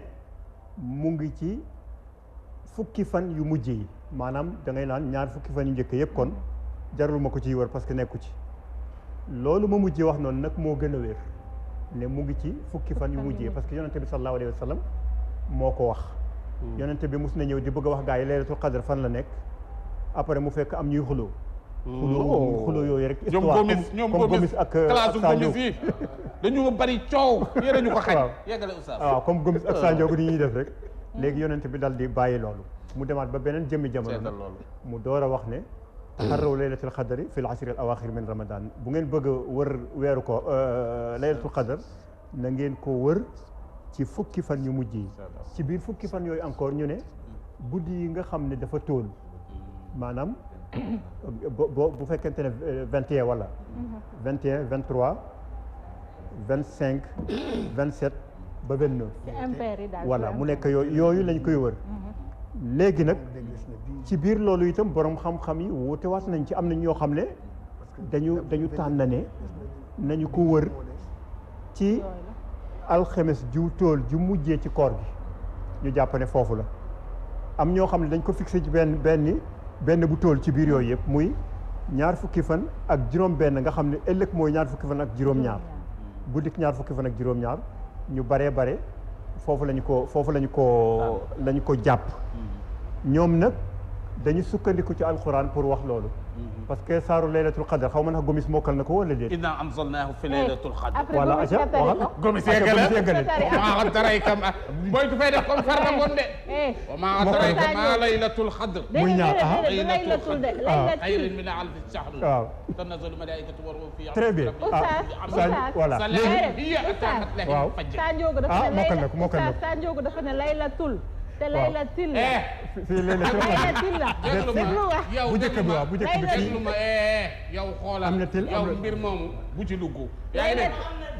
waaw ina an sa fii am ñaar yëpp boo ne fii nga xamoo fan la ko waxee fii laylatil qadri wa ma adraka ma laylatul laylatul fa lay léegi laylatul léegi xam nga man duma Farba Ngom de voilà léegi ñi nga xam ne mooy tul ñi nga xam ne nee nañu Farba Ngom ñi nga xam ne nee nañu laylatul qadr mooy guddik ñaar fukk ak juróom-ñaar dañu sukkandiku ci répétition ñetti baatu laylatul qadr yi ñëw ci saar boobu Sa Ndiogou wax mu saaru laylatul qadr inna anzalnahu fi laylatul qadr wa ma adraka ma laylatul qadr laylatul qadr te laylatul qadr baat bi boo compté lettres yi ci nekk 9 la léegi 9 boo ko multiplié par 3 ñaata la 27 ñoom ñu ne kon yàlla dafa doon signalé moo tax mu ne salaamun hiya jàmm la hiya hiya mooy il et elle comme en nangam anglais salaamun hiya dafa mel ne dafa ne bu ngeen koy war mu ngi noonu comme en anglais danaan hiya wa voilà 27 waaw voilà te boo jëlaatee 27 boo jëlaatee 27 waa déglu leen boo jëlaatee 27 comme ni ko Awa waxee 7 plus 2 xam nga am nañu 27 27 boobu encore 2 ak 7 boo leen boolee encore mu nekkaat 9 boo leen multiplier par 3 encore mu joxat laylatul qadr am na ñoo xam ne loolu lañ ko wax mais nag l'islam dafa am benn élément bu am importance mooy intention yéene bépp guddi boo xam ne jàpp nga ne yow ci sa analyse bii laa jàpp ne mooy laylatul qadr nga ànd ci ak yéene bu mët ne maa ngi fas yéene dundal laylatul qadr yàlla dafa lay jox la yor laylatul qadr yàlla mën na ko jox ki ko célébré jour bi mu joxaat ko ki ko célébré fële parce que yëfu yàlla du yëfu nit waaw yàlla du nit daal voilà loolu waaw mën nga ko aussi célébrer comme jour bi xam nga comme dañ naan murit yi dañ koy def tey Tidiane def li nga def ko yow jour yooyu yëpp tamit waxuma la ñaari jour sax mais weeru yëpp da nga war a jàpp ne xaaral ma maa nga weeru yëpp pour ma amaale laylatul qadr waxantuma la sax ñaar wala ñetti jour yi ci nekk voilà jërëjëf oustaz léegi dañuy ñëwaat ci waaj yi parce que saay waa ji mooy kan invité bu la tëb bi Mame Goor balaa ko dëggantaan Mame Goor c'est que Gomis Mame Goor dafa nekkoon ci benn étape boo xam ne bu am solo muy kii nu mu tëddee mooy kii bi remplacé BSDA soda waaw parce que daf ci wax loo xamante ni dafa mel ni dañ leen di jox xaalis mais xaalis bi ñu leen jox duñ ko delloo ñi nga xam ne ñoom ñoo ko moom ci ni mu ko waxee Mame Goor li nga wax loolu lay firi waaw c'est que dama wax nii waaw gérance bi man pour man dafa des parce que bi ko madame Diaby yoree xam nga madame Diaby juriste la woon waaw moom gars yi dañ ko doon xeex nag benn moment ba mu jóge fi mais moom 3 fois la ñu daan fay man mi di wax yow temps BSDA ay millions lañ ma doon fay mais bii passé dama dem foofu mën naa ko wax te la ma dem ñu yëkkati 98 000 francs jox ma ko ma weccee ko mooy ko gardien yi 98 000 francs ci 1 an ci 1 an ñu loolu nga liggéey ça comprendre la dama ko jël ma may ko gardien yi parce que tey jii un artiste tey cabinet avocat am mooy SODAV mooy ñun suñu amee problème ñu piraté ñu wala rajo yi teg suñu musique wala télévision yi teg suñu clip wala site internet yi wala loolu wala nga am grand théâtre man tey jii su ma organiser sama anniversaire grand théâtre wala Sorano avant mooy ubbi salle bi waa BSA dañu ñëw taxaw ni ma fayal yow artiste bi sa boppam da ngay fay sooy génnee CD da ngay fay boîte de nuit yi ngay tëgg boîte bi day fay mais ñoom dañ lay jox bénéfice même artistes yi dañ lay jox bénéfice bu jaune ni la yow boo waree tëgg comme fii bu nekkoon boîte de nuit nga war a ñëw tëgg fii Walfadjri ñu ne yow artiste bi yow dañ lay jox benn feuille bu jaune benn programme da ngay ñëw gis propriétaire boîte bi jox ko pour moom mu signé ni wane ni yow joué nga fii mais personnel bi fay liggéey lan mooy seen liggéey yow artiste bi yow yaa def seen liggéey ñoom yow yaa war a gàddu ay feuille di dem si ay boîte de nuit di signé mais boo ko calculer boo ko jëlee jël SACEM France SACEM moo fa nekk SACEM est-ce que artistes français yi nekk France yëpp wala yi dëkk Sénégal am na artistes yoo xam ne fii du ñu fayee koo fii de BSDA am na ay artistes sénégalais yoo xam ne SACEM lañ déclaré seen bopp fa lañ leen di fayee. ah bon waaw parce que est-ce que artistes yooyu sénégalais yooyu nga xam ne tey jii SACEM moo leen di fay. artistes yooyu est-ce que ñoom dañuy gàddu ay programme di wër si boîte de nuit pour ñu signaler leen fii programme bi ni ñu ko yore baaxul moo tax dama koy wax président de la république. mais keroog invité nañ fi bàcc SODAV dañ ko war a dindi parce que tey jii su fekkee ni tey jii dañu fal nit bi ñu fi jëlee madame Diaby dañu indi Mounirou Sy. waaw Mounirou Sy bi mu fi jógee Ngoné Ndour moo ko remplacé tey jii gars yi def consensus ñu woote. tey bàcc li nekk ñu def conseil d'administration moom mu gagné mais tey jii su fekkee ni da nga fa nekk ba ñu war a renouveler mais renouvellement bi muy amul man yëguma ko dañuy jékki-jékki rek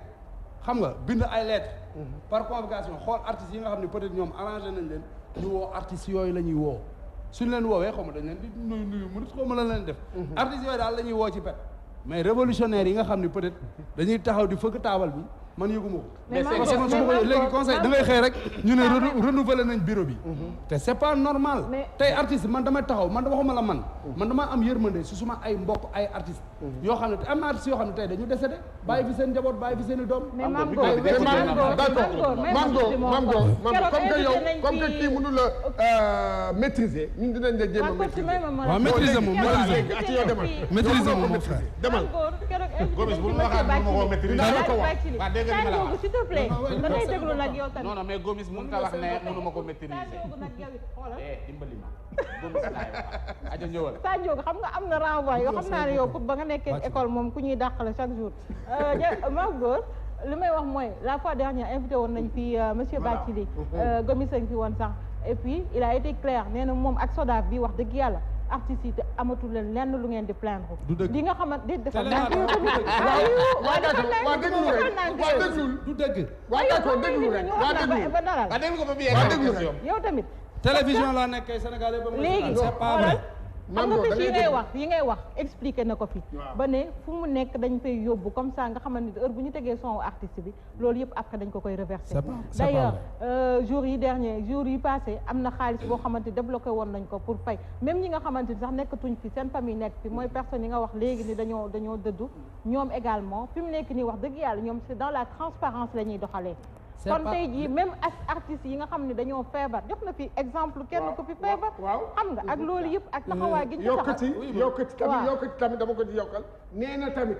léegi fu mu nekk nii ñoom am nañu benn fond boo xam ne ku ci soxla da ngay ñëw ñu jàppale la yow nga def say projet c'est pas vrai waaw léegi man kay tontu wuy ma da ngeen ko invité da ngeen waroon invité artiste mu ñëw toog c'est pas vrai parce que man mii di wax ak yow moom moomu di wax moom ngeen wax ni moom moo ñëw fii waaw man dafa am benn société bu mag de la place bëgguma tudd turu société bi di leen defal publicité dañu jël sama musique di ko utiliser pendant 10 ans ah bon ma porté leen plainte yóbbu leen tribunal jël maître Mbaye Jacques Ndiaye mu nekk suma avocat moom ngay wax noonu moo yoroon dossier bi leen porté plainte Mbaye Jacques Ndiaye ñëw attaqué leen ñoom BSDA boobu BSDA la tudd ñu fexe ba rocci ba wane ni société bu mag boobu société téléphonique la utiliser na sama musique jël na ko def ko ay Dalaton mu door a xew comprendre la buñ ma ci fayoon ay millions lañ may fay bi ma porté plainte société bi après ñoom ñu jël ko waa BSDA moomu ngay wax noonu moom moo ko doon gérer tudd turam moom non xam nga man du ma mais Mame Goor léegi yow kan nga wax léegi moo fi ñëw yow waa ji yow bu ñu ko tegee ci plateau bi nga toog kan moo fi ñëw kan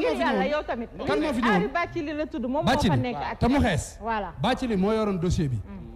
Sonatel jël sama musique di ko utiliser pendant 10 ans fayuñu ma ñaar dërëm moo porté leen plainte moom si boppam moo ma booleeg benn maison expertise bu nekk place de l'indépendance en face place de l'indépendance benn femme. ku la booleeg moom. ñoom waa BSDA moom moo fa nekk géré man ma dem foofu bu ma ñëwee ñu naan man tey suba ngoon takku yéen su fekkee yéen a war a défendre les droits des artistes. comprendre la. benn société de la place nekk société boo xam ne il gagne des millions. ñëpp xam nañ ni Sonatel day gagné xaalis bu dul jeex. waaw maa ko wax télévision laa koy waxee. waaw ma porté leen plainte. waaw mais sama avocat gaañu. mooy maître Mbaye Jacques Ndiaye. waaw topp leen. mu ngi si dëgg maa ngi koy ñaanal yàlla xare ko àjjana. Mbaye Jacques Ndiaye moo dem acculer leen. ba ñoom ñu génne dossier waa BSDA ñoo génne dossier buy wane ni société boobu utiliser na sama musique. waaw ñoom comme ñoo ko war a dem topp pour ñu fay na ma ñëw ñu boole ma ak benn maison expertise ni ma demal foofu may xëy suba teel chaque jour ma xëy dem ci bureau femme bi su ma ñëwee femme bi naan man tey suba ngoon takkusaan ak timis ba noonu la ba léegi fayuñu la dara téeméer man li may wax ni télévision laa taxaw di ko wax tey jii bu ma demee BSDA ma ñëw ñu war ma fay ma ñëw ñoom ñëpp ñu dajale ma dugal ma ci benn bureau Ngoné Ndour mu ngi woon toog ñoom ñëpp toog fa laa taxaw man leen li ngeen def nii dinaa ko wax fépp parce que du yoon artistes yi nekk fi du ñu nelaw guddi man damay jouer ñi may boîte de nuit yi may tëgg ñu ngi may dégg damay jouer chaque semaine ci benn ay club fii Dakar nga jouer ba pare ñëw atu la mu nga tëgg ko ñëw jox la 98 000 francs. waaw léegi est-ce que c'est normal maam nga c'est pas non mais ma dégg non dafa am lu ma bëgg a wax non c'est que dafa am lu ma bëgg a wax waaw dafa am lu ma bëgg a wax mais ma c'est que xam nga li nga expliqué ci waa ji man kay dama leen a bëgg a tëggal bu ko defee yéen ñaar est-ce que pare nga yow pour jàkkaarloo waat ak waajoo dama ni non carrément rek dama lay laaj maam nga c'est que jarul wëndeelu li ma la laaj lu leer la ndax waa ji pare nga pour buñ ko tegee fii ci plateau suba ma ñëwaat fii boo ko woowee suba ma ñëwaat fii suba nee ma pare naa rek suba pare na suba bu la neexee nekk mu kon léegi waa ji nu mu tuddati yow Rama Bathily Ali dangaa war a déglu Sadio dama lay wax déglu nekk nii télévision la kenn du fi nekk di yàlla c'est du sérieux da ngay déglu nag kenn du fi nekk di jëw pompe nga ñu soxna si bërki démb bi ma demee BSDA man bi ma demee SODAV jour bi ñu taxawee ñoom ma ñëw ñu war ma fay dañu taxaw Bathily ñëw taxaw ma leen man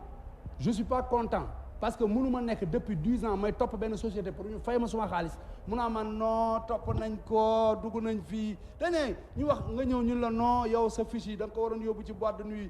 de nuit bi signal la fii mais est-ce que waa SACEM ñoom ñooy jox artistes yi ñuy dem ci boîte de nuit di signer ñoo personnel bi fay liggéey lan mooy seen métier Pape et Cheikh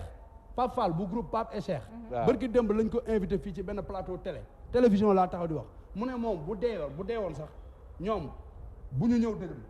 ñan buñ ñëw waa BSDA waa Soda ndax parce que kontaanul parce que fayuñu artistes yi yow nga gis ay nit yoo xam ne tëgguñu way ñu jël leen di leen mais pourtant waa ji keroog waxu fi lii de ay 3 millions jël leen dotation waa ji waxu fi lii de waxu loolu yëpp lim fi wax fii waxu fi loolu dama bëgg nga waa dafa tàgg gars yi ay nit yoo xam ne tëgguñu way ñu jël leen jox leen BSDA ñu nekk fa di fayee ko ay millions ñan ñooy fay am ay dotation essence ñu koy gérer ñëpp et Ngoné Ndour moom ñaata lay fay ko Ngoné Ndour xaw ma lu salaire am déedéet salaire c'est mënu ma wax salaire c'est personnel bu mu wax mais daal du may wax mais boo ko doon estimé quoi et dimbali yow Rama yow yaay tontu wala maam góor moom may tontu quand même yow sa salaire di nga ko wax yow man dama ko laaj Ngoné Ndour kii laa koy laaj Diazaka tey du salaire Moustapha Niasse nii xam nañ man j'ai rien contre qui que ce soit Ngoné Ndour c'est ma sœur j'ai rien contre elle mais ça ne marche pas bu doxulee dañ koy wax ça ne marche pas doxul artistes yi gisuñu seen bopp président Macky Sall lay waxal parce que tey jii artistes yi tamit dafa am ñoo xam ne bi mu soxlaa nguur dañu ànd dem wooteel ko mu gagné mais les artistes dañuy galérer kër gi ñu am war ñu fayuñu il faut mu leer c'est un cri de cœur ku fi ñëw fii taxaw di wax lu muy wax du dëgg man maa ko wax mais tey jii ci ni mu koy waxee musique sénégalaise tey jii musicien boo fi gis muy dem du jaayum CD-wam wala soirée yu muy tëgg moom moo ko may tey dund bu bakkane bi muy dund am na peut-être ay activités parallèles wala am ay bonne volonté yoo xamante ne tey ñu ngi koy dimbali parce que li nga ciy nemmeeku moo di ne da ngay gis ay artistes yu mag yu fi nekkoon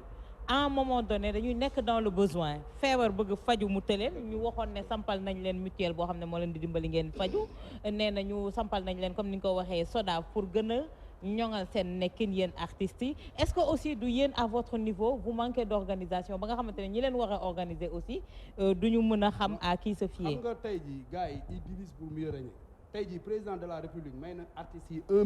milliard bi Macky Sall may les artistes anamu 1 milliard ku mu ko jox 1 milliard mu ngi foofu BSDA mu ngi foofu SODAV ba pare deuxièmement Youssou Ndour Youssou Ndour ci laa bokk xam nga c'est ça Ndiogou xaalis boobu c'est que li may wax nii c'est intéressant li may wax Sénégalais yi man it du ma wax sama kii wane ni ci laa bokk wala ma jéem a génne ci nga bokk alors il faut li may wax nii dama bëgg Sénégalais yi déglu ko man j'ai rien dama encore une fois contre ma kenn mais président de la république mu ngi def ay effort jàppale artistes yi may nañu 1 milliard 1 milliard bi ñu jox artistes yi nañu wax artistes yi 1 milliard boobu fu mu nekk beneen bi si topp mooy Youssou Ndour def na fi benn trophée ñu jël ay millions may ko les artistes pour ñu ubbi ci benn kii pour ñu ci fajoog yooyu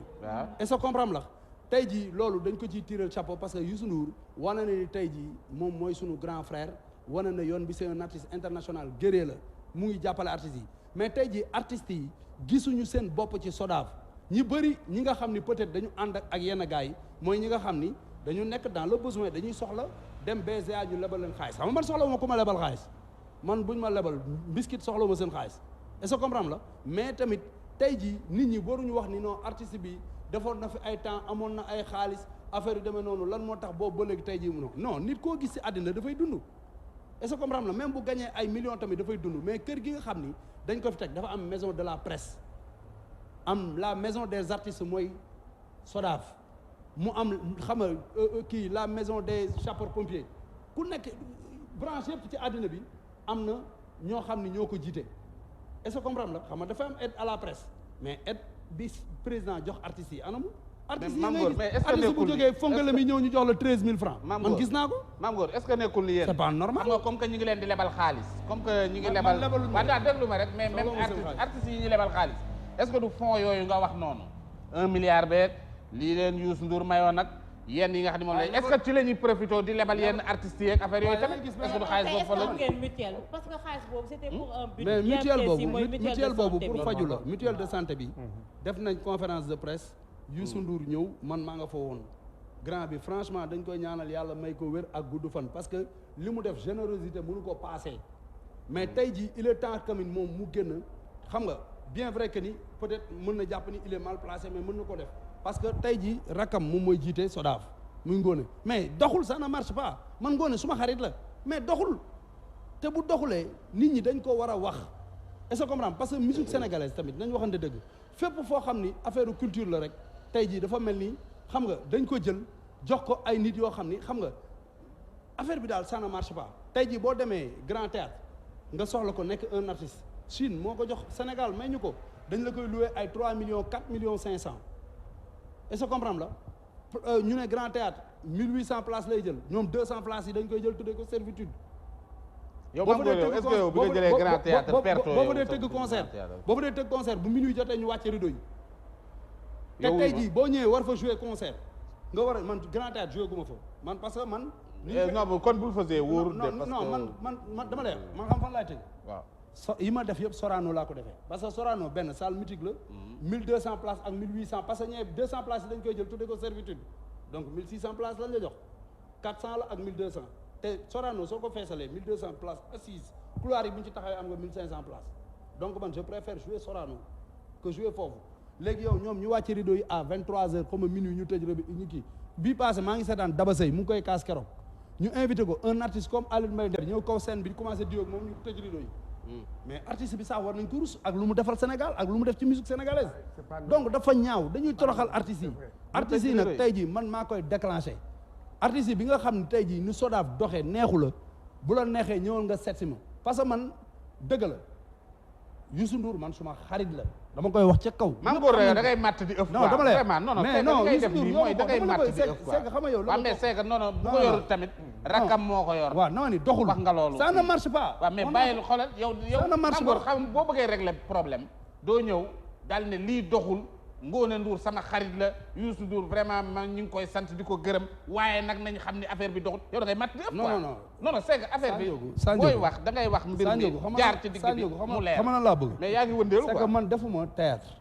man lu may damay kaas non li ngay def nii genre théâtre. Mame Goor ma lay poser question. non genre théâtre. invité bu ñëw wax la loolu. non invité bu ñëw nga da ngay théâtre.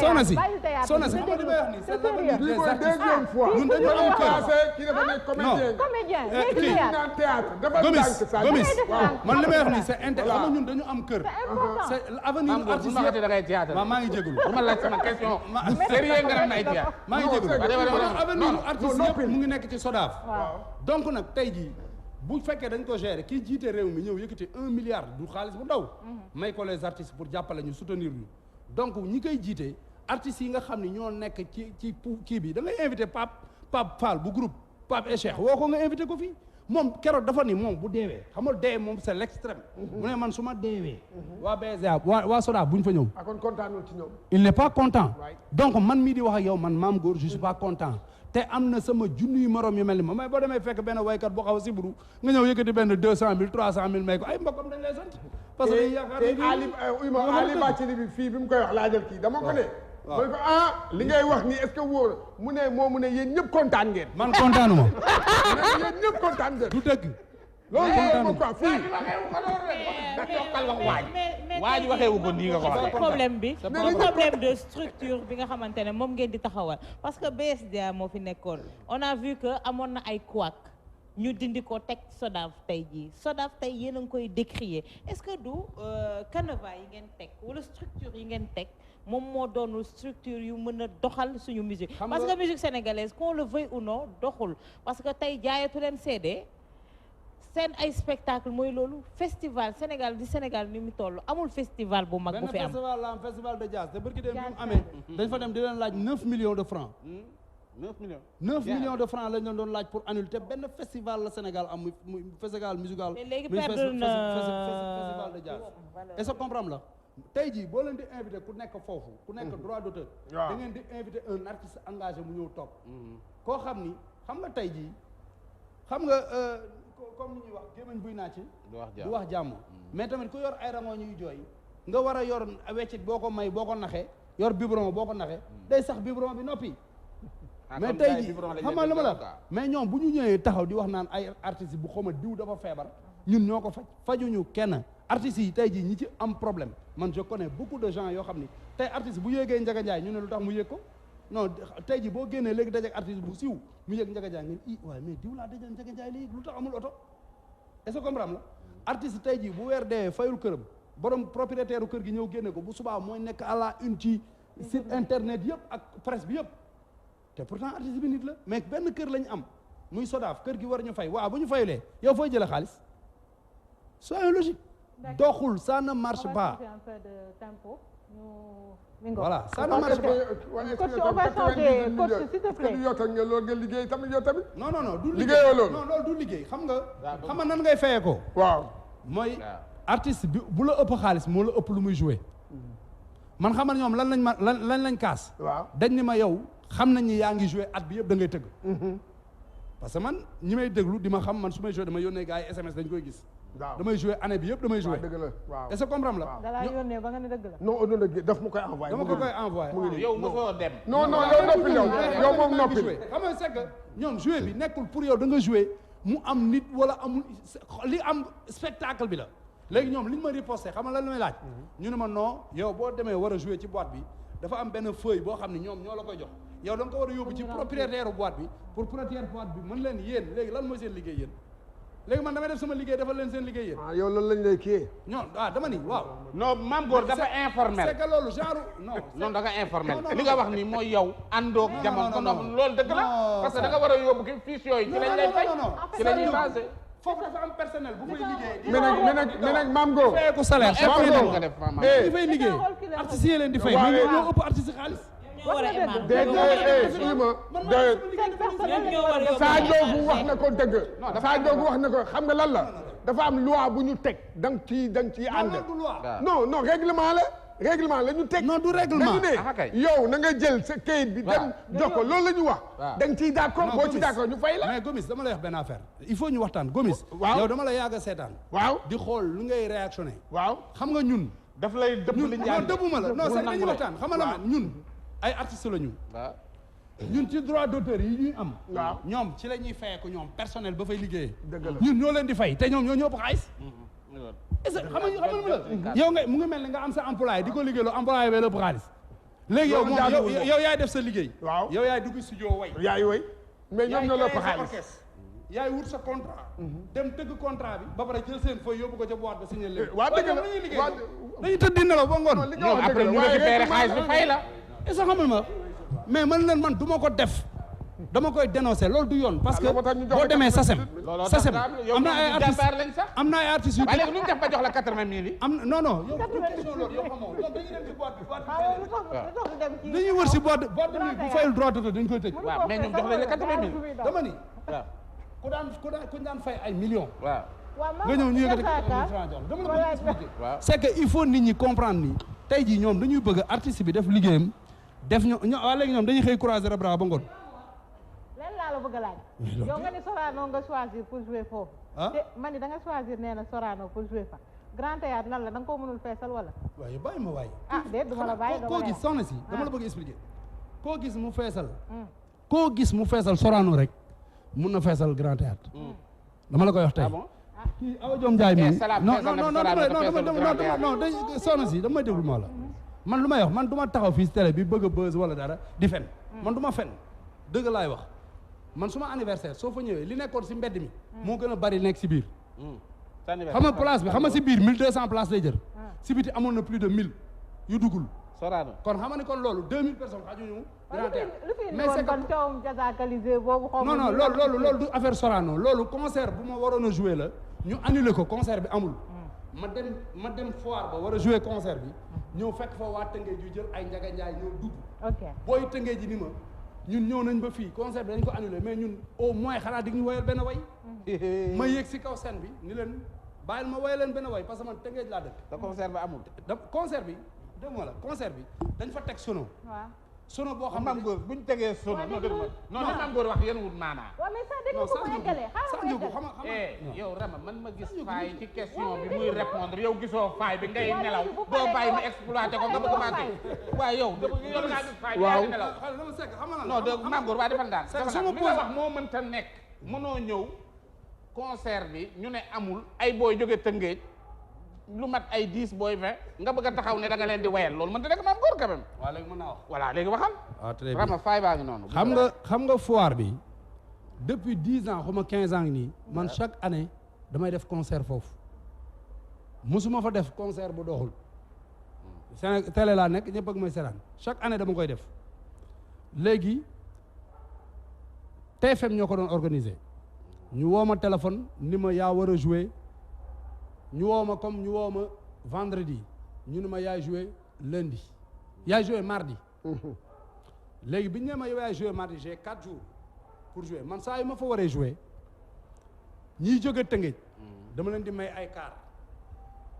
pour ñu ñëw damay gaare ay car Rufisque maye ko booy ñëw léegi nag bu ñu ñëwee ci buntu bi comprendre la ñi ma mën a may ticket ma may leen ñeneen ñi jënd seen ticket dugg parce que foire bi boo ñëwee ci buntu bi rek ngay fay 200 ngay fay ci buntu bi dugg fu ma téeméer boo duggee nag après mën nga seetaan sa concert léegi biñ ma ko waxee ma maye ay car Rufisque jour boobu car yi bu ñu déparé ñaari car ñoo jot a dugg bi car yi duggee foire ba boo fay def concert bu fekkee concert bi dafa am comprendre la foire bi day continuer ba ay 22 heures mais su fekkee ni da nga fa war a def concert amul à partir de 18 heures kenn amatul à partir de 18 heures amatul 19 heures amatul dugg ku ñëw dañ lay téye ci porte bi léegi car bi njëkk a ñëw ay vers 18 heures boobu lañ bàyyi mu dugg bi mu duggee man dama ñëw man ñëw naa maa ngi fa ñëw 18 heures pile gaare sama oto bi ma ñëwee ma gis benn technicien gisuma animateur gisuma présentateur Exides télé laa nekk Exides moo ko waroon a présenté ak ñaatam fi ma toog si concert bi ma jël sama téléphone ma woo ñaatam ba ma ne ko mais ñaatam concert bi mënuma concert bi dañ ko annulé amul xanaa gars yi woowuñu la ma ne ko non jotuma leen si laa jëlee sama téléphone woo Famara décroché mënuma Mame Goor man maa la waroon a woo xam nga mais xaw ma lan moo ma téye ma ne ko mais bu fekkee ni concert bi amul dama ko waroon teel a wax parce que maa ngi nii ay booy am na ñu jot a ñëw fii dugg affaire demee noonu après mënuma waa coupé mu coupé mu daal di ñëw bi mu ñëwee mënuma kon léegi dañu dem ñu gis responsable foire bi ñu wax ak ñoom comme ça orchestre ñëw na ñëpp ñëw na gars yi ñu bloqué ci porte bi ñu bàyyi la ñu dugg ñu dem gars yi ni leen ñett duñ ko def parce que concert bi yéen dañ ko teeloon annulé par mesure de sécurité foofu amul policier noonu ci biir yu bëri du ñu bàyyi booy yi di dugg ñu bloqué ba kon benn car rek moo jot a dugg léegi boo yooyu jot a dugg ñoom ñoo ñëw si man ni ma léegi dañu bëggoon comme ñun jóge nañ Tëngéej ñëw ba fii suñu yeneen gars yaa ngi ci porte bi sax mais ñu xam nga grand il faut nga jouer ñu benn morceau man leen garaawul man leen ban morceau ngeen bëgg ñu ne ma waaye ñu jazaaka ma yéeg si kaw scène bi jouer benn morceau concert bi waaw non loolu du erreur non mënoon ngaa dugg ak ñoom ci ruq rek waaye leen ko dama la segg da nga ma saa njóogu man je m'en fous ku mer ak ku mer man j'ai fait 20 ans de musique teraanga yi yàlla di may musicien yëpp man yàlla may na ma ko bu dee ay kër am naa ko bu dee ay oto am naa ko bu dee ay soxna am naa teraanga bu nit di am ci musique man yàlla defal na ma ko kii ñoo dëkk man du ma toog télévision di fenn est-ce que comprendre la donc bu nit koo xam ne dafa mal intentionné génnee di wax yeneen yàlla na dox ba gis ma yéene ma sarax loolu moo am solo tey ji yàlla dimbali na ma tabarkalla bokk naa tey ji du ma ni bokk naa ci musiciens yi yàlla gën a teral parce que li nit war a am gor li muy am maam Góor waxal ci sa micro gor li muy am yàlla may na ma loolu donc kon man ku ñëw taxaw di wax parce que tey comme ni nga ko waxee sànq bi ma ñëwee da nga ni ma yow da ngay politique man dafa am ay nit yuy xëccëw réew mi ñu nekk juróomi nit ma tànn ci kenn muy le président Macky Sall faral ko mais ñu faral ak ñoom waaye dañ may sànni ay xeer parce que man maa ngi sànni xeer seen candidat loolu rek la donc nag ki mal intentionné bu ko neexee mu dem jël ay photo ay ruxu ni fu ko neex ni Mame Gor doxul je m'en fous mais man xam naa ni maa ngi dox parce que bu ma doxul woon benn boîte de nuit du ma joué du ma jël pour ma tëggal la am na artistes yoo xam ne bu ñu tëggee tey 1 an la ñuy toog du ñu tëgg te man je joue tous les semaines même su leen Sodav fayulee li mu leen war a fay yéen a ngi fayeeku itam ci YouTube bi waaw YouTube bi moom dañ lay fay mais AdSense il faut nga am niveau boo yegg pour mën ko fayeeku man moom maa ngi koy fayeeku est-ce que comprendre tey jii bu fekkoon ni BSDA kii nu mu tudd Sodav dafay fay ni YouTube di fayee kon artistes yëpp am yaram mais fayuñu ñu dañ ñu fayul fayuñu artistes yi fayuñu ñu dara YouTube bi moom mi ngi dox moom YouTube man daf may fay dëgg na yàlla daf may fay man daf may fay moo ni mooy dëgg na yàlla sa kii bi quoi sa musique yi non sama musique yi ñuy teg dama am AdSense sama Facebook man sama même sortie yi may def gars yi lu mu ëpp ay vues dañ ma koy fay donc ça veut dire que ni man bees kii nu mu tudd YouTube ñoom dañ YouTube nekkul nit koy gis nii ñoom boo amee AdSense rek da ngay gis chaque jour da ngay gis bu émission bi jeexee dinaa la won foo xam ne da ngay gis tey ji ñaata euro mu ngi fa par euro lañ lay fay dañ la wax yow fi mu toll nii ci moment bi ñu toll nii am nga tant d'euros bu la neexee nga bàyyi ko ba mu nekk 1000 euros wala 2000 euros wala 1500 euros nga dem nga jël ko est-ce que comprendre la mais Sodav fayuñu artistes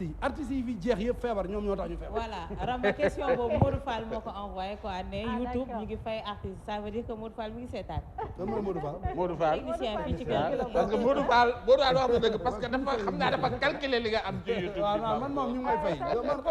man xam nga man du 1 plus 1 égale 2 laa xam man du ma nekk di wax loo xam ni du dëgg. franchement YouTube ñu ngi may fay mais xam nga ñan ñoo fay. Sodav.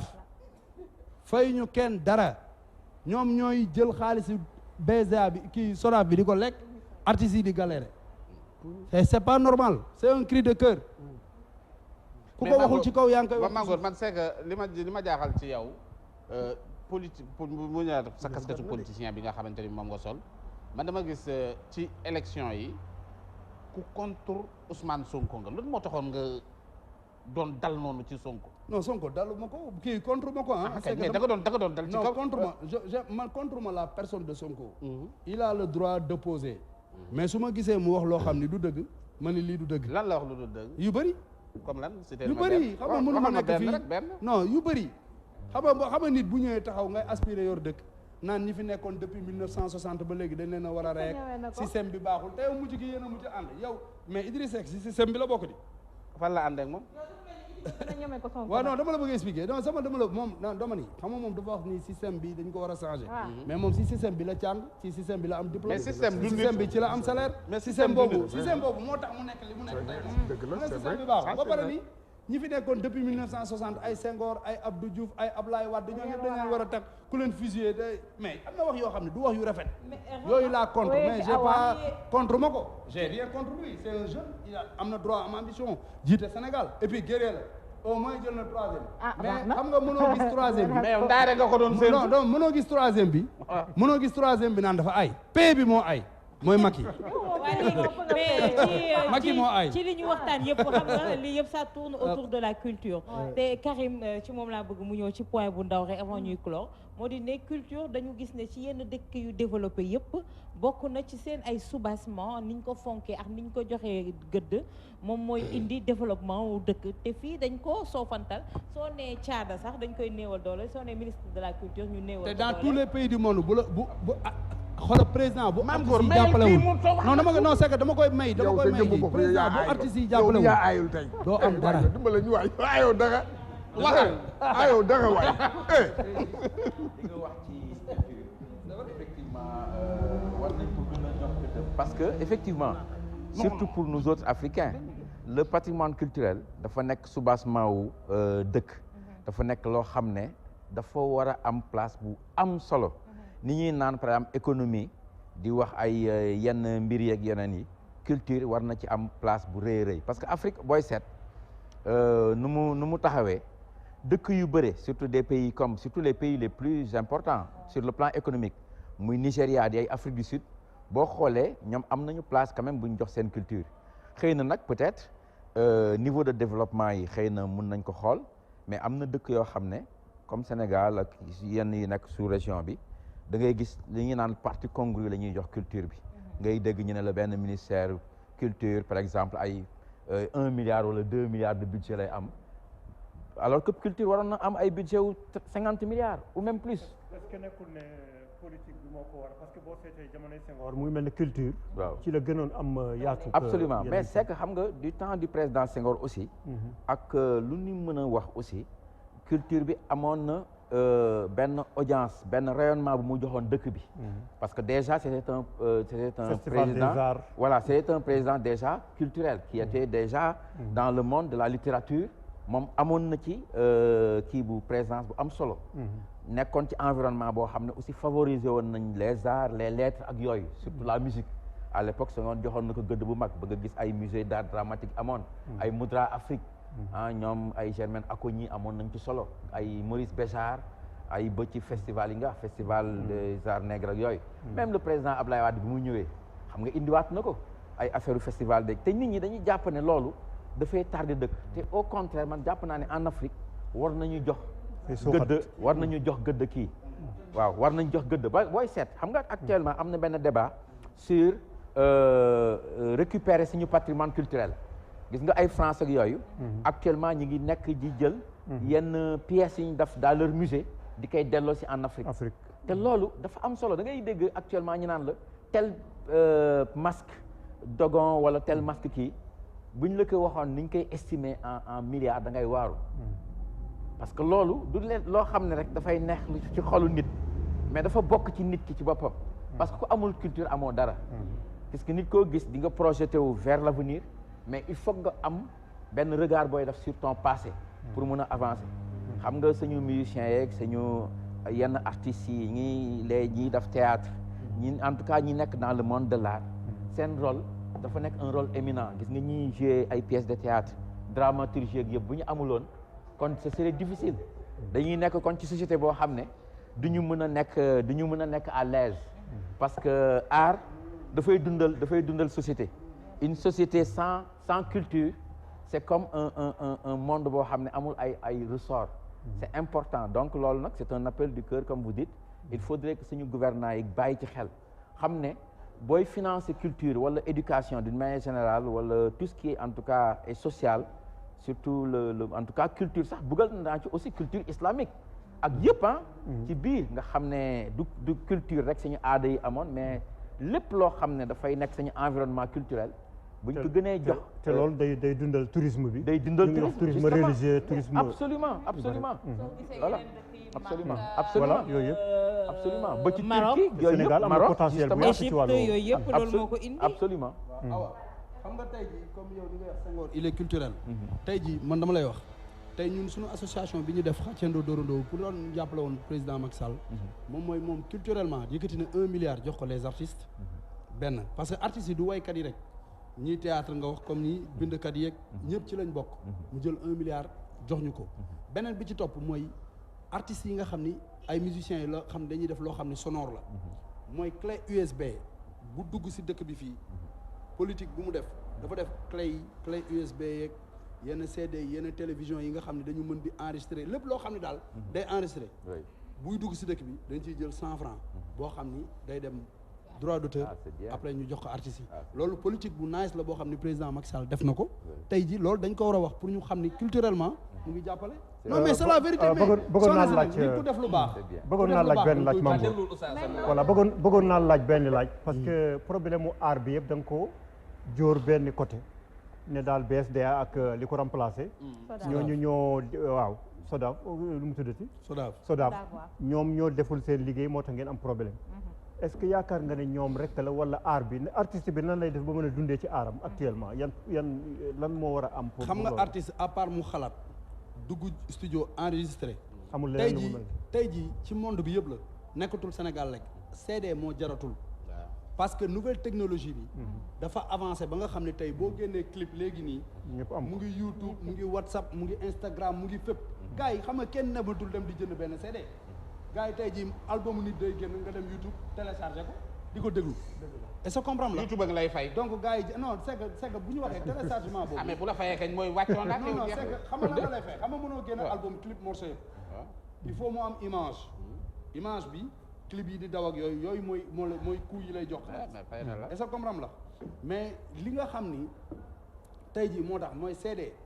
doxatul nu mu war a doxee tey man artiste la télévision laa nekk di wax tey da ngay gis artiste mun la dañuy def benn dîner méridien ñu ne dîner bi entrée 50 000 la mais 50 000 bi da nga koy dégg ni deux billets yëpp dañ koy maye billets yi est-ce que comprendre dama lay wax il faut nit ñi jëndatuñu nit ñi culture bi ñu am sax mooy tey boo war a def sa anniversaire da ngay gis gars yu bëri dañ lay woo waaye sa waay mais ñëpp a lay ñaan ticket tey ji artistes yu bëri nu ñu suy génne mooy tey ñu def mais yow it dañ leen di may yéen xaalis li gars yi tamit dañ tuddee boobu dañ leen di may voilà tuddee ko ay nga ñëw nga way waa ji lu mu waroon jënd ticket mu jox la mu jënd 10 ticket entre 5000 mu ñëw battre la benn 100 000 francs am na enveloppe yu ñëw ci suuf tamit est-ce que xamal ma bu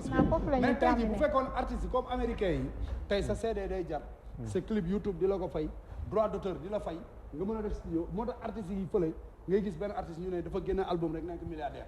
parce que côté yëpp la xaalis bi génn est-ce que comprendre la bëgg expliquer mais léegi fii boo gisee boo yu bëri bëgg a dugg si musique bi génn télé bi nii xam nga dose bi fii karab am na ñu bëri ñoo xam ni du moonin bi sax moo leen si dugal man am naa doom day def musique mais dama ko koy wax chaque jour dama koy wax ni que mun nga def musique te rew ma la ko parce que man maay sa papa mais musique da nga koy def boole kaak leneen li may conseillé booy yi nga xam ni tey dañu métier bu ñu jël way rek def ko métier way yi ñëw tëdd non non non mun nga way mais mun nga liggéey leneen bu heure way jotee nga dem way mais nga boole kaak di def dara mais da ngay gis booy yu bëri dañu bëgg a ñëw ni man léegi dama commencé génn télé rek mënatuma liggéey bii wala mënatuma liggéey il faut ñu xam ni àddina dafa dox sa comprendre la niñ koy waxee jigéen jazaka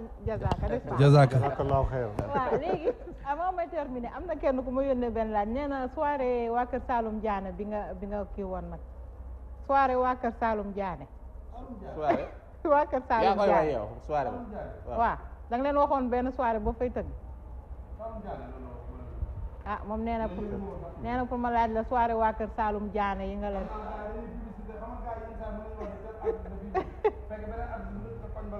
waaw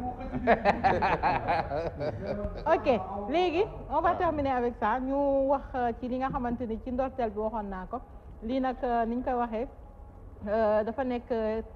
dafa bokk ci taarixu réew mi moom laa joxe woon sànq tout au début léegi nag est-ce que jot ngeen ci réfléchir ku ci nekk wax li nga xamante ni moom la jox vague dafa bokk ci taarixu réew mi c'est vague léegi déet man loolu laa leen mën a joxagum en attendant léegi beneen indice mën naa leen ko jox mais da ngeen di xool écran bi petit écran bi ñu génne leen beneen deuxième indice boobu ci laay yem nag xaar leen tuuti image bi gën a ñëw image bi gën a ñëw comme ça drapeau Sénégal la xanaa Sa Ndiogou moom xam naa ni mu ne en tout cas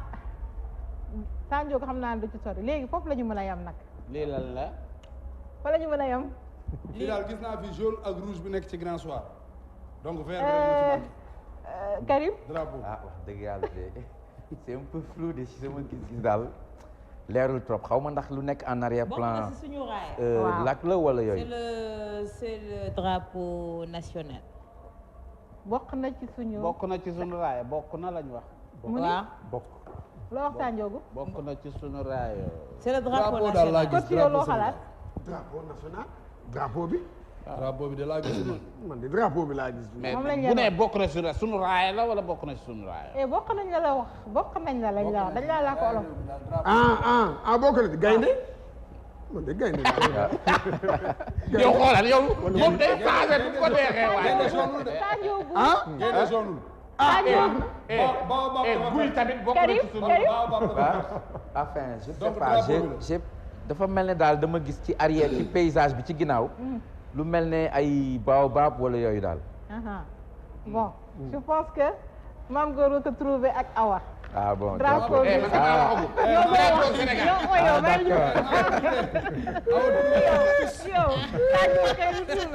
waxaguma woon léegi non man bi ma laajte waatee ne ndax bokk na si suñuy raaya mu ne waaw si laa ne c'est le drapeau national léegi ni ñuy boucler dañuy jox ku ci nekk mu am lu mu ci sànni par rapport ak drapeau bi nga xam nga couleur yi nekk li ñuy signifier et tout ça là Karim ñu démarrer ci yow d'abord benn mot boo ci lancé. non drapeau bi je pense que c'est très important lu muy représente lu rëy la donc couleur yi c'est vert or rouge parce que ñu bëri nañu naan vert jaune rouge vert or rouge avec l'étoile verte au milieu. Oui. Bon drapeau bi nag foog naa mooy symbole unité nationale bi bon nekk loo xam ne lu am solo la pour sénégalais parce que foo munti dam ci àddina bi foo seen drapeau Sénégal rek lu bëre mooy jóge ci yow quoi loolu c'est très important te lu ñu war a fonk la donc même kontaan naa trop ci li initiative bi président Macky Sall daf nga xam ne chaque premier lundi du mois nit ñi dañuy kii def levée des couleurs lu am solo la daal. waaw moom mooy comme li mu wax rek laay wax li mu wax moom mënoo ko jéggi mënoo ko tëb drapeau moom mooy presque mën nañu wax mooy symbole bi gën a mag ci dëkk parce que tey jii bu important wee muy Sénégal war a dem coupe du monde wala mu war a dem coupe d'Afrique des nations te ñu ngi koy dem nii dans un mois maa ngi ñaan nag Sénégal gagné coupe bi maa ngi koy ñaan comprendre di ñaanal le ministre Matar Ba tamit yàlla dimbali ko xam nga mais drapeau national dafa nekk loo xam ne bu Sénégal waree football compétition yu mag yooyu man chaque fois bu ñu demee ba wane joueurs yi ñu teg seen loxo seen dënn ba bàkk bi rek sama yaram day daw donc ça veut dire que ni affaire bu fort la dafa nekk ci ñun quoi mooy symbole gaynde bi quoi donc nag bëgg naa saa ñu koy yëkkateeti nag ku mu fekk ngay dox nga taxaw jox drapeau bi cër ba keroog ñu koy kiwee nag après voilà balaa maa jàll justement par rapport ak cër googu ngay wax dañuy gis artistes yi yéen par exemple ñu ci bëri ci chanteurs yi dañuy jël drapeau bi ñaw ko ñenn ñi def ko tenue xam nga yéeg ak moom ci kaw plateau yi ñenn ñi xam nga est-ce que loolu aussi jox cër la drapeau bi nga xamante ni nag li mu représenté mooy waaw xam nga américains yi mën nañu wax mooy premier pays mondial mais dañuy gis ni américains yi dañuy wékkoo seen drapeau di daw am nañ koy def yére di ko sol da ngay gis ay t-shirt yoo xam ne drapeau américain la da ngay gis sax ay maillot de bain ñii def ko caaya sax tamit di ci fecc mais c'est que loolu soo gisee fecckat yu koy def moom mooy des fois da ngay nekk Allemagne wala nga nekk dans des si pays européens yi affaire yooyu quoi nga bëgg a wane ni man africain la mais sénégalais après nga sol drapeau beeg yooyu quoi parce que gis naa pas du Ndiaye Rose naka yàlla woyofal suuf si kaw mu def ko ak ñeneen ak ñeneen donc man jàpp ma ni lu grave la quoi ñooñu dañ ko def juste pour wane ni parce que ñun sénégalais bu nekk ñun dañu war am ay t-shirt version rouge ay casquette di ko sol américains yi seen drapeau la ñuy dosé fépp mais fii da ngay gis boo solee sax t-shirt vert zone rouge ñu ne lu tax mu sol ko quoi parce que mën nga ko sol sax dem Bali parce que mooy suñu drapeau dëkk symbole la lu ko gën a riche amul bon Sandiogou waaw man de drapeau yi dafa mas a amat kii histoire ak drapeau kii quoi damaa dem màkk ñu réer bi ñu réeree man ak Bale Pereira ak Mohamed Thiam ñu ñëw mun na xam nga drapeau yi ñoom ñooy signal ñuy wër vert jaune rouge bu am étoile. sinon rek mais ñu wër vert jaune rouge ba mu gis benn vert jaune rouge nekkete amul étoile. xaw ma Mali la ñun daal dañoo dox ba yegg ndekete boobu étoile baa fa nekkutoon quoi mais boobu nag la boobu laa xamee nag njëriñu ci Mali kii quoi ma xam ne bon vraiment ñëpp kii noonu vraiment nga xam ni sa yaa ngi wër sa drapeau de loolu nekk loo xamante ne bii daal lu ma marqué la quoi vraiment nekk en tout cas mais bi ma ñëwee ba egg Mali xam naa ne soreetuma Sénégal parce que ñoo dend waaw drapeau bi de daf may dafa collé wu ak benn mot muy citoyenneté est-ce que sénégalais bi citoyen la wala déet est-ce que jàpp nañu ne sénégalais bi reconnaître la nekkam sénégalais wala déet loolu yaakaar naa benn question la boo xam ne war nañ ko poser parce que est-ce que ni muy dundee ni muy damay gis léeg-léeg mën nga dugg ci benn oto gis koo xam ne dafay naan benn kaas naan ba pas à jeter mu yaakaar ne daal fu mu kii rek mu sànni ko mën na romb drapeau bi encore ñu koy yëkkati mais du jàpp ne war na kii wala hymne national beeg yu mel noonu symbole yooyu c'est ça est-ce que côté civisme boobu sénégalais bi boole na ko ci programme am wala déet bu fekkente ne réponse bi non la du ma leen responsabiliser ñoom mais damay responsabiliser système éducatif bi parce que amoon na fii ci at yee passé loo xam ne amoon na ci école yi muy éducation civique loolu gisaatuma ko yaakaar naa ak moral et voilà yaakaar naa bu fekkente ne loolu dafa am lu tax amoon lu tax ñu dindi ko war nañu ko dugalaat ci suñu système éducatif bi loolu daal mooy message bi nga xam ne war naa ko mën a lancer ci par rapport ak drapeau jébbalu nga xam nga am Fana man j'abonde dans le même sens que oustaz ne si point boobu civisme ak réveiller waat fibre patriotique ci xale yi parce que da ngay dem si yeneen réew gis leen dañuy ressentir seen hymne national suñu gisee seen drapeau dañuy am yenn frisson yi mais ñun ça nous habite pas pourquoi lu tax te pourtant bi ñu nekkoon xale si école comme oustaz bi doon wax dañ doon def éducation civique c'était pour réveiller fibre patriotique boobu te jot na nag ñu delloowaat l'éducation à la base mooy lan point yooyu c'était essentiel et primordial fibre patriotique bi daal yaakaar naa ne jot nañu yee ko soo ko amee moo tax nga jomb def lu bari xam nga on appelle à la propreté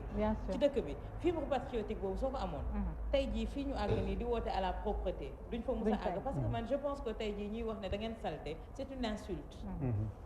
on doit se départir de ça xool comment faire pour yeewaat loolu ci xale yi parce que tey xale moo la naan bul sànni ci mbedd mi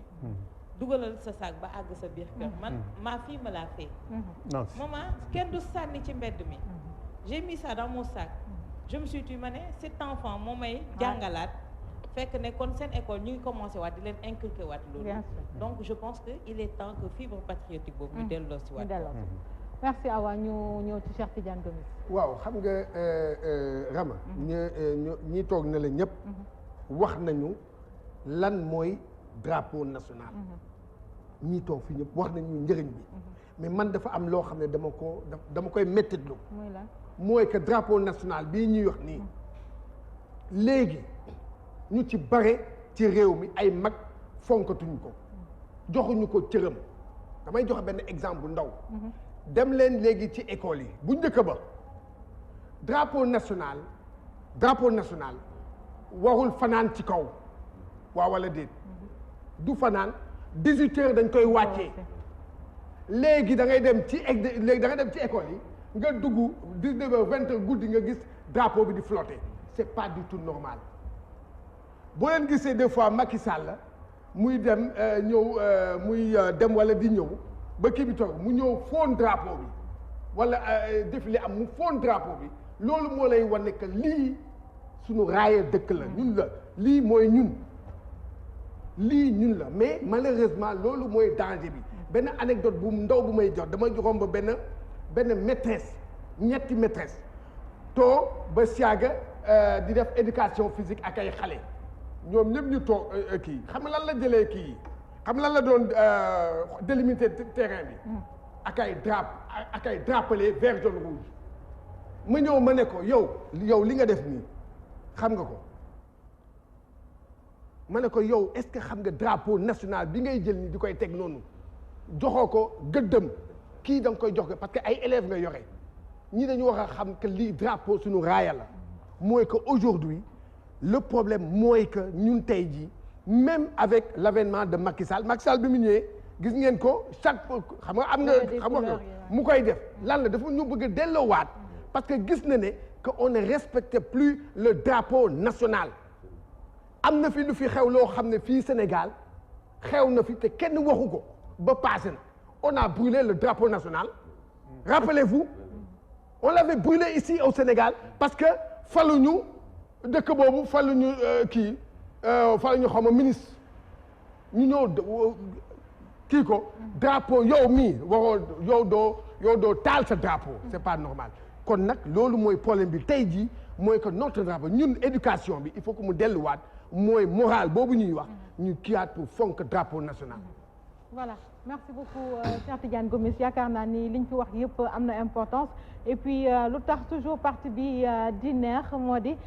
toujours fi ñuy terminer kumpa bi daf ñuy delloowaat bu baax ci li nga xamante ni moom la ñu doon wax ci école primaire moom la ñu fa doon jàng muy rek éducation civique comme li ñuy wax parce que citoyen bi oustaz wax na ko léegi Awa wax na ko yéen ñëpp wax ngeen ko il faut que xale yi delluwaat ci lu nu mel ñu respecté bu baax ku ci nekk am aussi cet esprit citoyen donc lii da cee bokk également ba tax nag aussi ñi ngi wax naan ay da ngay gis ñoo xam ne par exemple dañ naan di tuur ci mbedd mi naan ci mbedd buur la des choses du genre loolu yëpp ci éducation je pense que bu fekkee am nga ko jaar nga ci rek yu bëri aussi di nga ko maytu kon nag ñun dañuy ñëw toujours pour indi toujours benn mot de la fin lenn loo xamante ne dafa bokk ci réew mi pour delloo si waat un peu esprit wu ku ci nekk xoolaat nit ku nekk xoolaat conscience am mu xoolaat ko bu baax ci noonu rek la ñuy jaajëfalee nag képp koo xamante ni téléspectateur nga ñuy bàyyi xel saa su nekk ci émission bi dañ koy defee lundi ba dimanche ñun nag àjjuma la ñuy yam ak yéen samedi ak dimanche si sa caba daal di ñëw fas yéene rek wéyal moom tamit wàllam ñu jaajëfalaat suñu gan yi nga xamante ni teew nañu fii ak disponibilité bi ñuy wane saa su nekk muy Karim Diakhaté ak Mame Gor Diazaka jaajëfal Oustaz Assane Diouf tamit ak sama naataango yi ma fi toogaloon Awa Diop Ndiaye Cheikh Tidiane Diop ak Sanjogu équipe technique bi nag Cheikh Tidiane Ndiaye la Cheikh Tidiane Diop naka noonu am di sidi bi Mohamed Diop Pape Gora Gueye Serigne Aliou Keita Ousseynou Sall Khady Mbaye ñu jaajëfal leen jox leen dig daje donc suba suite bi ak Sista Thiaba ñu fanaan ak jàmm